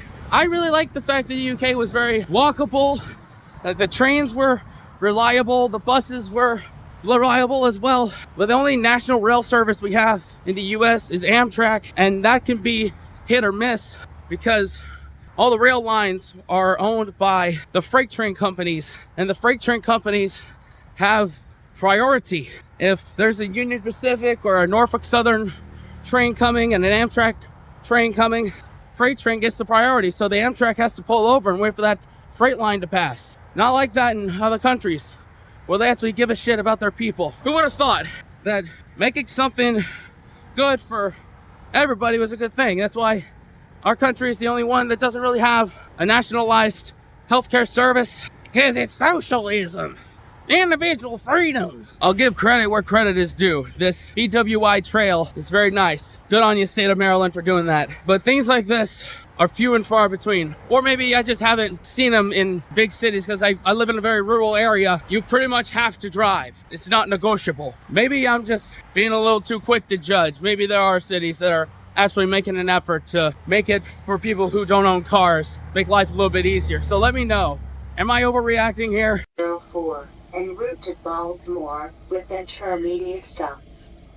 Passengers should proceed to track 1. Thank you for... I'll tell you, there's one thing I am really missing at train stations in the US that they have in the UK. Pubs. The fact that there's like a Wetherspoons at every single train station in the UK, I really like that, especially if you had a train cancellation. You can just pop into Wetherspoons. You don't even have to open up a tab. You just tap your card. You got a pint in your hand, and it's quite cheap. This is a Nuno pizzeria, and I mean, you get good food, and there is a bar in there, but it's 8 in the morning, and obviously it's not open. But then again, Wetherspoons don't open until 9, so there's that as well. I'm just saying I really miss that. That's really cool. Also adds to the fact that there's not as many trains that run to and from where you need to go because it's such a big country and our rail system sucks compared to other countries. For instance, I've got the one train Amtrak going from Union Station to Greensboro. If I miss that, I'm shit out of luck and I gotta wait till the next day. That's what I need.